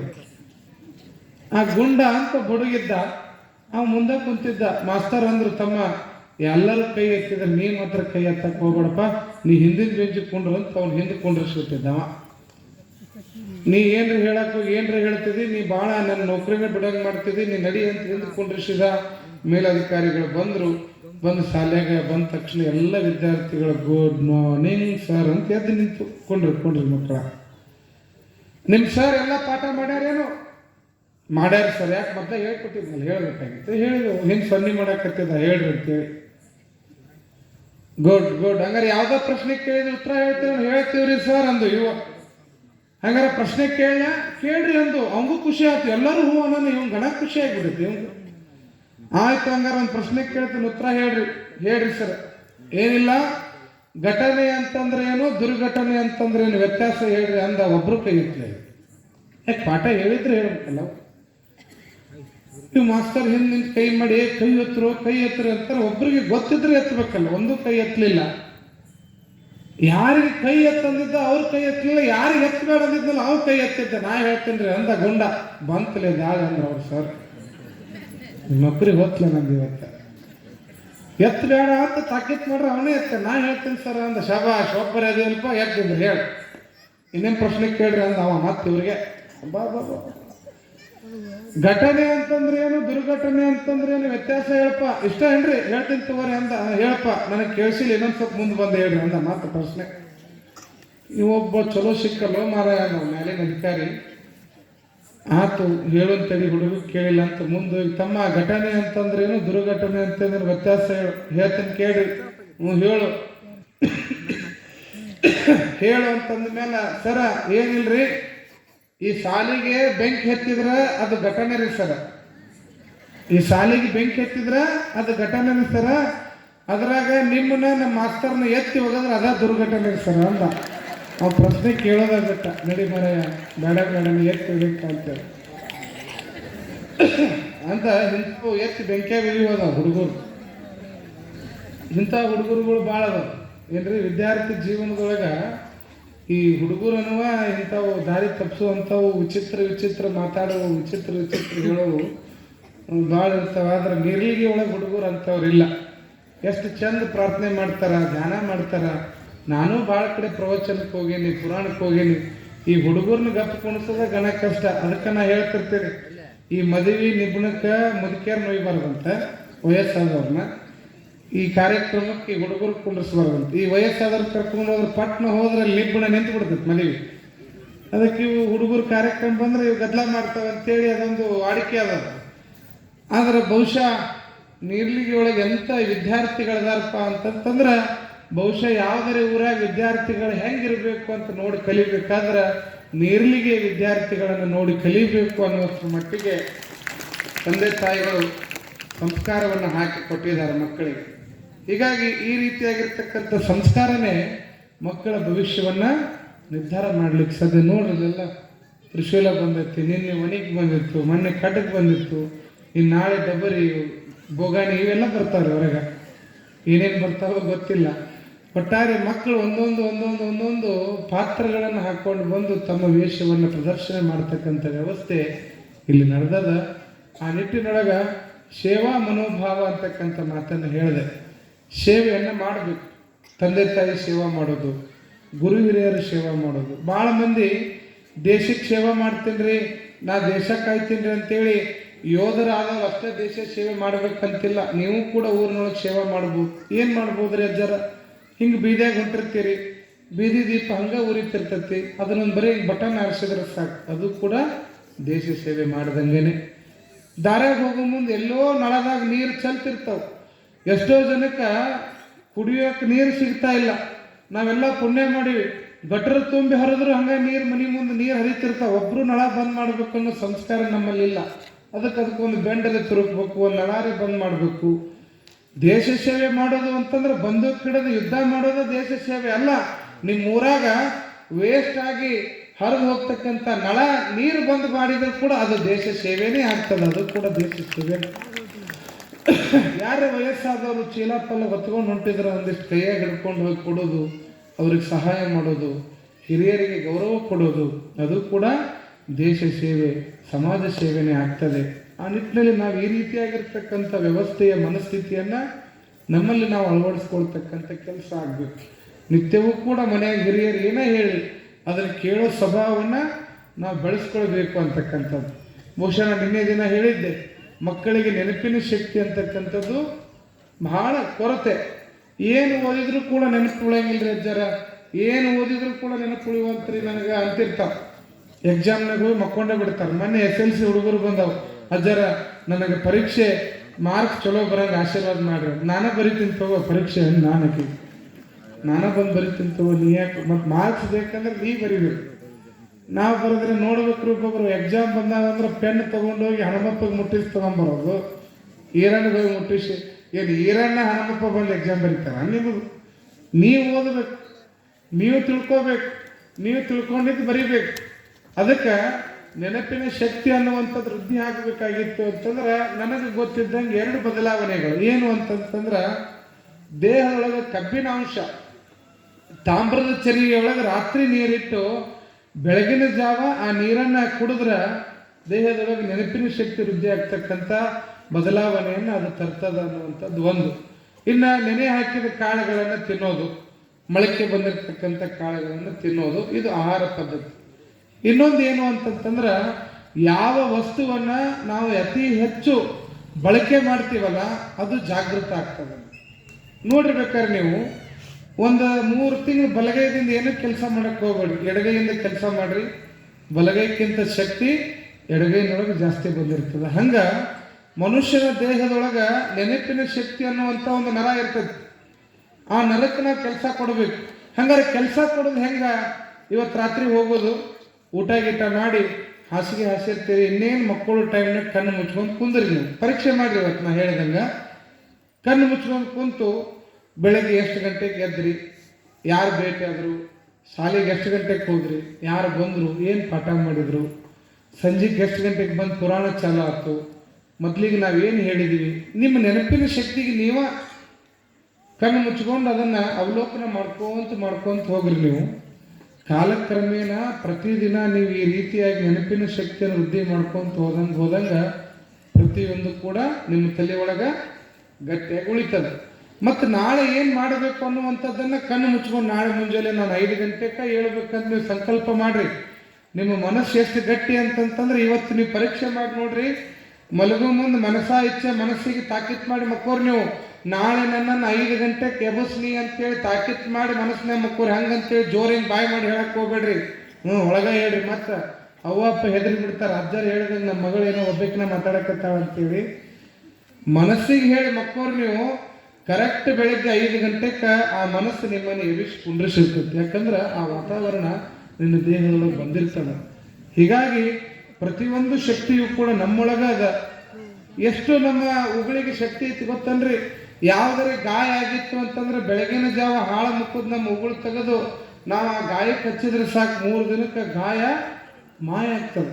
ನಮ್ಮ ದೇಹದೊಳಗೆ ನಮ್ಗೆ ಆರೋಗ್ಯಯುತವಾಗಿರ್ತಕ್ಕಂತಹ ಔಷಧಿಯನ್ನು ತಯಾರು ಮಾಡ್ತಕ್ಕಂಥ ಶಕ್ತಿ ನಮ್ಮ ದೇಹದೊಳಗೆ ಅದ. ಹೀಗಾಗಿ ನೆನಪಿನ ಶಕ್ತಿ ವೃದ್ಧಿ ಆಗಬೇಕಾಗಿತ್ತು ಅಂದ್ರೆ ಧ್ಯಾನಕ್ಕೆ ಭಾಳ ಮಹತ್ವ ಕೊಡ್ರಿ, ಏಕಾಗ್ರತೆಗೆ ಮಹತ್ವ ಕೊಡ್ರಿ.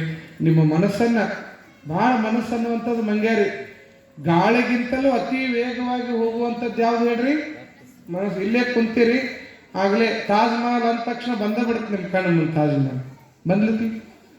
ಬೆಂಗಳೂರು ವಿಧಾನಸೌಧ ಅಂದ ತಕ್ಷಣ ವಿಧಾನಸೌಧ ಕಣ್ಣು ಮುಂದೆ ಬಂದ ಬಿಡುತ್ತೆ. ಗಾಳಿಗಿಂತಲೂ ವೇಗವಾಗಿ ಓಡ್ತಕ್ಕಂಥದ್ದು ಮನಸ್ಸು. ಹೀಗಾಗಿ ಆ ಮನಸ್ಸಿಗೆ ಕೆಲಸ ಕೊಡುವಂಥ ಕೆಲಸ ಆಗಬೇಕು ಅನ್ನುವಂಥ ಮಾತನ್ನು ತಿಳಿಸ್ತಾ, ಶರಣರ ಪುರಾಣದೊಳಗೆ ಅಲ್ಲಮರು ಸಿದ್ದರಾಮರ ಸಂದರ್ಭ ಒದಗಿ ಬಂದದ. ಅಲ್ಲಮರು ಸಿದ್ದರಾಮನನ್ನ ಕಲ್ಯಾಣಕ್ಕೆ ಕರ್ಕೊಂಡು ಹೋಗಬೇಕನ್ನುವಂಥ ಸಂದರ್ಭ ಒದಗಿ ಬಂದದ. 30-40 ವಯಸ್ಸಿನ ಸಿದ್ದರಾಮ ಶಿವಗಳು ಕೆರೆಗಳನ್ನು ಕಟ್ಟಿಸ್ತಾ ಇದ್ದಾರೆ. ಸಲ್ಲಾಪುರದೊಳಗೆ ಏನು ಮಾಡಕತ್ತಾರ? ಕೆರೆ ಕಟ್ಸಾಕತ್ತಾರ. ಅಲ್ಲಮರು ಸಲ್ಲಾಪುರವನ್ನು ಪ್ರವೇಶ ಮಾಡಿದ ತಕ್ಷಣನೇ ಅಲ್ಲಿರ್ತಕ್ಕಂಥ ಜನಗಳಿಗೆ ಕೇಳ್ತಾರ, ಎಲ್ಲಿ ನಿಮ್ಮ ನಾಯಕ ಒಡ್ಡರ ಸಿದ್ದರಾಮ ಅಂತ ಕೇಳ್ತಾರ.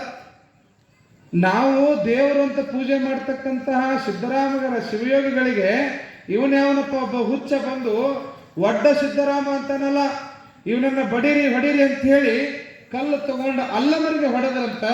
ಆ ಕಲ್ಲು ಹೋಗಿ ಅಲ್ಲಮರ ಪಾದಕ್ಕೆ ಹೂವಾಗಿ ಬದಲಾವಣೆಯಾಗಿ ಪಾದಕ್ಕೆ ಬಿದ್ದಿದ್ದು ಅಂತ ಕಲ್ಲುಗಳು ಹೂವಾಗಿ. ಕಟ್ಟಿಗೆಯನ್ನು ತಗೊಂಡು ಹೊಡೆಯಕ್ಕೆ ಹೋಗ್ತಾರಂತ. ಕಟ್ಟಿಗೆಗಳೆಲ್ಲ ಹೋಗಿ ಮಾಲೆಗಳಾಗಿ ಪರಿವರ್ತನೆಯಾಗಿ ಅಲ್ಲಮನ ಕೊಳ್ಳೊಳಗೆ ಹೋದವಂತ. ಅವಾಗ ಜನ ಎಲ್ಲ ಗಾಬರಿಯಾಗಿ, ಇವ್ ಯಾವ ದೊಡ್ಡ ಮಾಯಾವಿನ ಬಂದಾನ ಸಲ್ಲಾಪುರಕ್ಕೆ, ಇವನನ್ನ ನಾಶಗೊಳಿಸ್ಬೇಕಾದ್ರೆ ನಮ್ಮ ಸಿದ್ದರಾಮನೇ ಬರಬೇಕು, ಶಿವಯೋಗಿನೇ ಬರಬೇಕಂತ ಓಡೋಡಿ ಹೋಗಿ ಸಿದ್ದರಾಮ ಶಿವಗಳಿಗೆ ಹೇಳ್ತಾರಂತ.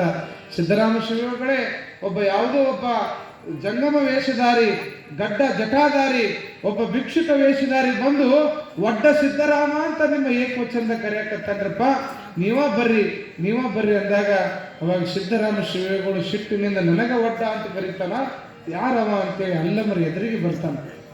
ಅಲ್ಲಮರಿಗೆ ಎದುರಿಗೆ ಬಂದ ತಕ್ಷಣ, ಯಾರೋ ನೀನು ನನ್ನನ್ನು ಒಡ್ಡ ಸಿದ್ದರಾಮ ಅಂತ ಕರಿತೀಯ ನೀನು ಅಂತ ಹೇಳಿ ಅಂದು ಶಿವ ಕೊಟ್ಟಂತ 3ನೇ ಕಣ್ಣನ್ನ ಅವನ ಮೇಲೆ ಪ್ರಯೋಗ ಮಾಡ್ತಾನಂತ, ಬೆಂಕಿಯನ್ನು ಬಿಡ್ತಾನಂತ. ಆ 3ನೇ ಕಣ್ಣು ತೆರೆದ ಆ ಬೆಂಕಿ ಎಲ್ಲ ಹೋಗಿ ಅಲ್ಲಮರ ಪಾದದಲ್ಲಿ ಪುಷ್ಪವಾಗಿ ಪರಿವರ್ತನೆ ಆಗಿತ್ತಂತ. ಅವಾಗ ಸಿದ್ದರಾಮನ ಅಹಂಕಾರ ಮರೆಯಾಗಿ ಹೋಗಿತ್ತು. ಈ ರೀತಿಯಾಗಿ ಅಲ್ಲಮ ಮತ್ತು ಸಿದ್ದರಾಮರ ಒಂದು ಸಂದರ್ಭ ಒದಗಿ ಬಂದದ. ಸಲ್ಲಾಪುರದೊಳಗ ಇವರು ಎದರ ಬದರ ಆಗ್ಯಾರ. ಸಿದ್ದರಾಮ ಶಿವಗಳು ಏನು ಹೇಳ್ತಾರೆ, ಅಲ್ಲಮರು ಏನು ವಾದವನ್ನು ಮಾಡ್ತಾರೆ ಅನ್ನುವಂಥದ್ದನ್ನ ನಾಳೆಯ ದಿನ ಪ್ರವಚನದಲ್ಲಿ ನೋಡೋಣ ಅನ್ನುವಂಥ ಮಾತನ್ನು ತಿಳಿಸ್ತಾ, ನಮ್ಮ ಬಸವಣ್ಣನ ದೋತ್ರ ಹುಚ್ಚಾಗತ್ತೈತ್ರಿ. ಆಗಲೇ 9:10 ಆಗಕ್ಕೆ ಬಂತು. ಅದಕ್ಕೆ ಎಲ್ಲರೂ ತಯಾರಾಗಿ ಬಂದಾರ. ಆ ಮಕ್ಕಳ ಒಂದಿಷ್ಟು ಪ್ರತಿಭೆಗಳನ್ನು ನಾವು ನೋಡೋಣ. ಇವತ್ತು ವಿಶೇಷವಾಗಿ ನಾವು ಬೆಳ್ಳಟ್ಟಿ ಗ್ರಾಮಕ್ಕೆ ಗ್ರಂಥ ಪೂಜೆಗೆ ಆಹ್ವಾನ ಮಾಡಲಿಕ್ಕೆ ಹೋಗಿದ್ವಿ. ಹಾಗೇನೆ ಇನ್ನೊಂದು ಊರು ಹೊಳೆಯಿಟ್ಟಿಗೆ. ಇವತ್ತು 2 ಊರಿನೊಳಗೆ ಬಹಳ ಆದರ ಆತಿಥ್ಯದಿಂದ ನಮ್ಮನ್ನು ಸ್ವಾಗತ ಮಾಡಿ ಗೌರವಿಸಿರ್ತಕ್ಕಂತಹ ಬೆಳ್ಳಟ್ಟಿ ಮತ್ತು ಇಟಗಿ ಗ್ರಾಮದ ಹಿರಿಯರಿಗೆ ಒಂದು ಜೋರಾದ ಚಪ್ಪಾಳೆ ತಟ್ಟಿ ಅಭಿನಂದನೆಯನ್ನು ಸಲ್ಲಿಸಬೇಕು ಅನ್ನುವಂಥ ಮಾತನ್ನು ತಿಳಿಸ್ತಾ, ವಿಶೇಷವಾಗಿ ಎಲ್ಲ ಭಕ್ತರು ಇವತ್ತು ಅಜ್ಜವರು ಬೆಳ್ಳಟ್ಟಿ ಮಠಕ್ಕೆ ಹೋದಾಗ ಎಲ್ಲ ಭಕ್ತರಿಗೆ ಪ್ರಸಾದ ಅಜ್ಜವರು ಅಡಿಗೆ ಮಾಡಿದ್ರಿ. ಇವತ್ತು ಏನ್ರಿ ಅಜ್ಜವರ ಅನ್ನ ಸಾರು ರೊಟ್ಟಿ ಎಲ್ಲರಿಗೂ ಪ್ರಸಾದ ಮಾಡಿಸಿ ದಾಸೋಹ ಮಾಡಿಸಿ ಮಠವನ್ನು ಇಷ್ಟು ಅದ್ಭುತವಾಗಿ ಕಟ್ಟಾರ ಅಜ್ಜರು ಅಂತಂತಂದ್ರೆ, ಒಂದು ಗುಡ್ಡದಾಗ ಯಾವುದೇ ಒಂದು ಸಂಪತ್ತು ಆಸ್ತಿ ಆದಾಯ ಇಲ್ಲದಂಥ ಒಂದು ಮಠವನ್ನು ಹೆಂಗೆ ಕಟ್ಟಬೇಕು ಅನ್ನುವಂಥದ್ದನ್ನು ಯಾರನ್ನು ನೋಡಿ ಕಲಿಬೇಕು ಅಂತಂದ್ರೆ ಬೆಳ್ಳಟ್ಟಿಯ ಬಸವರಾಜೇಂದ್ರ ಮಹಾಸ್ವಾಮಿಗಳನ್ನು ನೋಡಿ ಕಲಿಬೇಕು ಅನ್ನೋಷ್ಟು ಮಟ್ಟಿಗೆ ಆ ಮಠವನ್ನು ವ್ಯವಸ್ಥಿತವಾಗಿ ಶಿಸ್ತುಬದ್ಧವಾಗಿ ಅವರು ಕಟ್ಟಿದ್ದಾರೆ. ಅಂತ ಮಠಕ್ಕೆ ಹೋಗಿ ಇವತ್ತೆಲ್ಲ ಪ್ರಸಾದವನ್ನು ಮಾಡಿ ಬೆಳ್ಳಟ್ಟಿಯ ಭಕ್ತರನ್ನು ನಾವು ಆಮಂತ್ರಣವನ್ನು ಮಾಡಿ ಬಂದೀವಿ.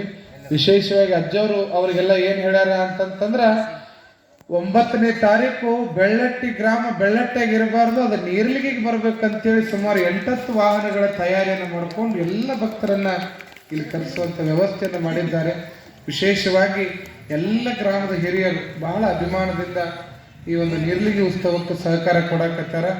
ವಿಶೇಷವಾಗಿ ನಮ್ಮ ಹಾಲಿಗೆ ಸದ್ಭಕ್ತರು ಅವರು ಕೂಡ ಬಹಳ ಭಕ್ತಿವಂತರು.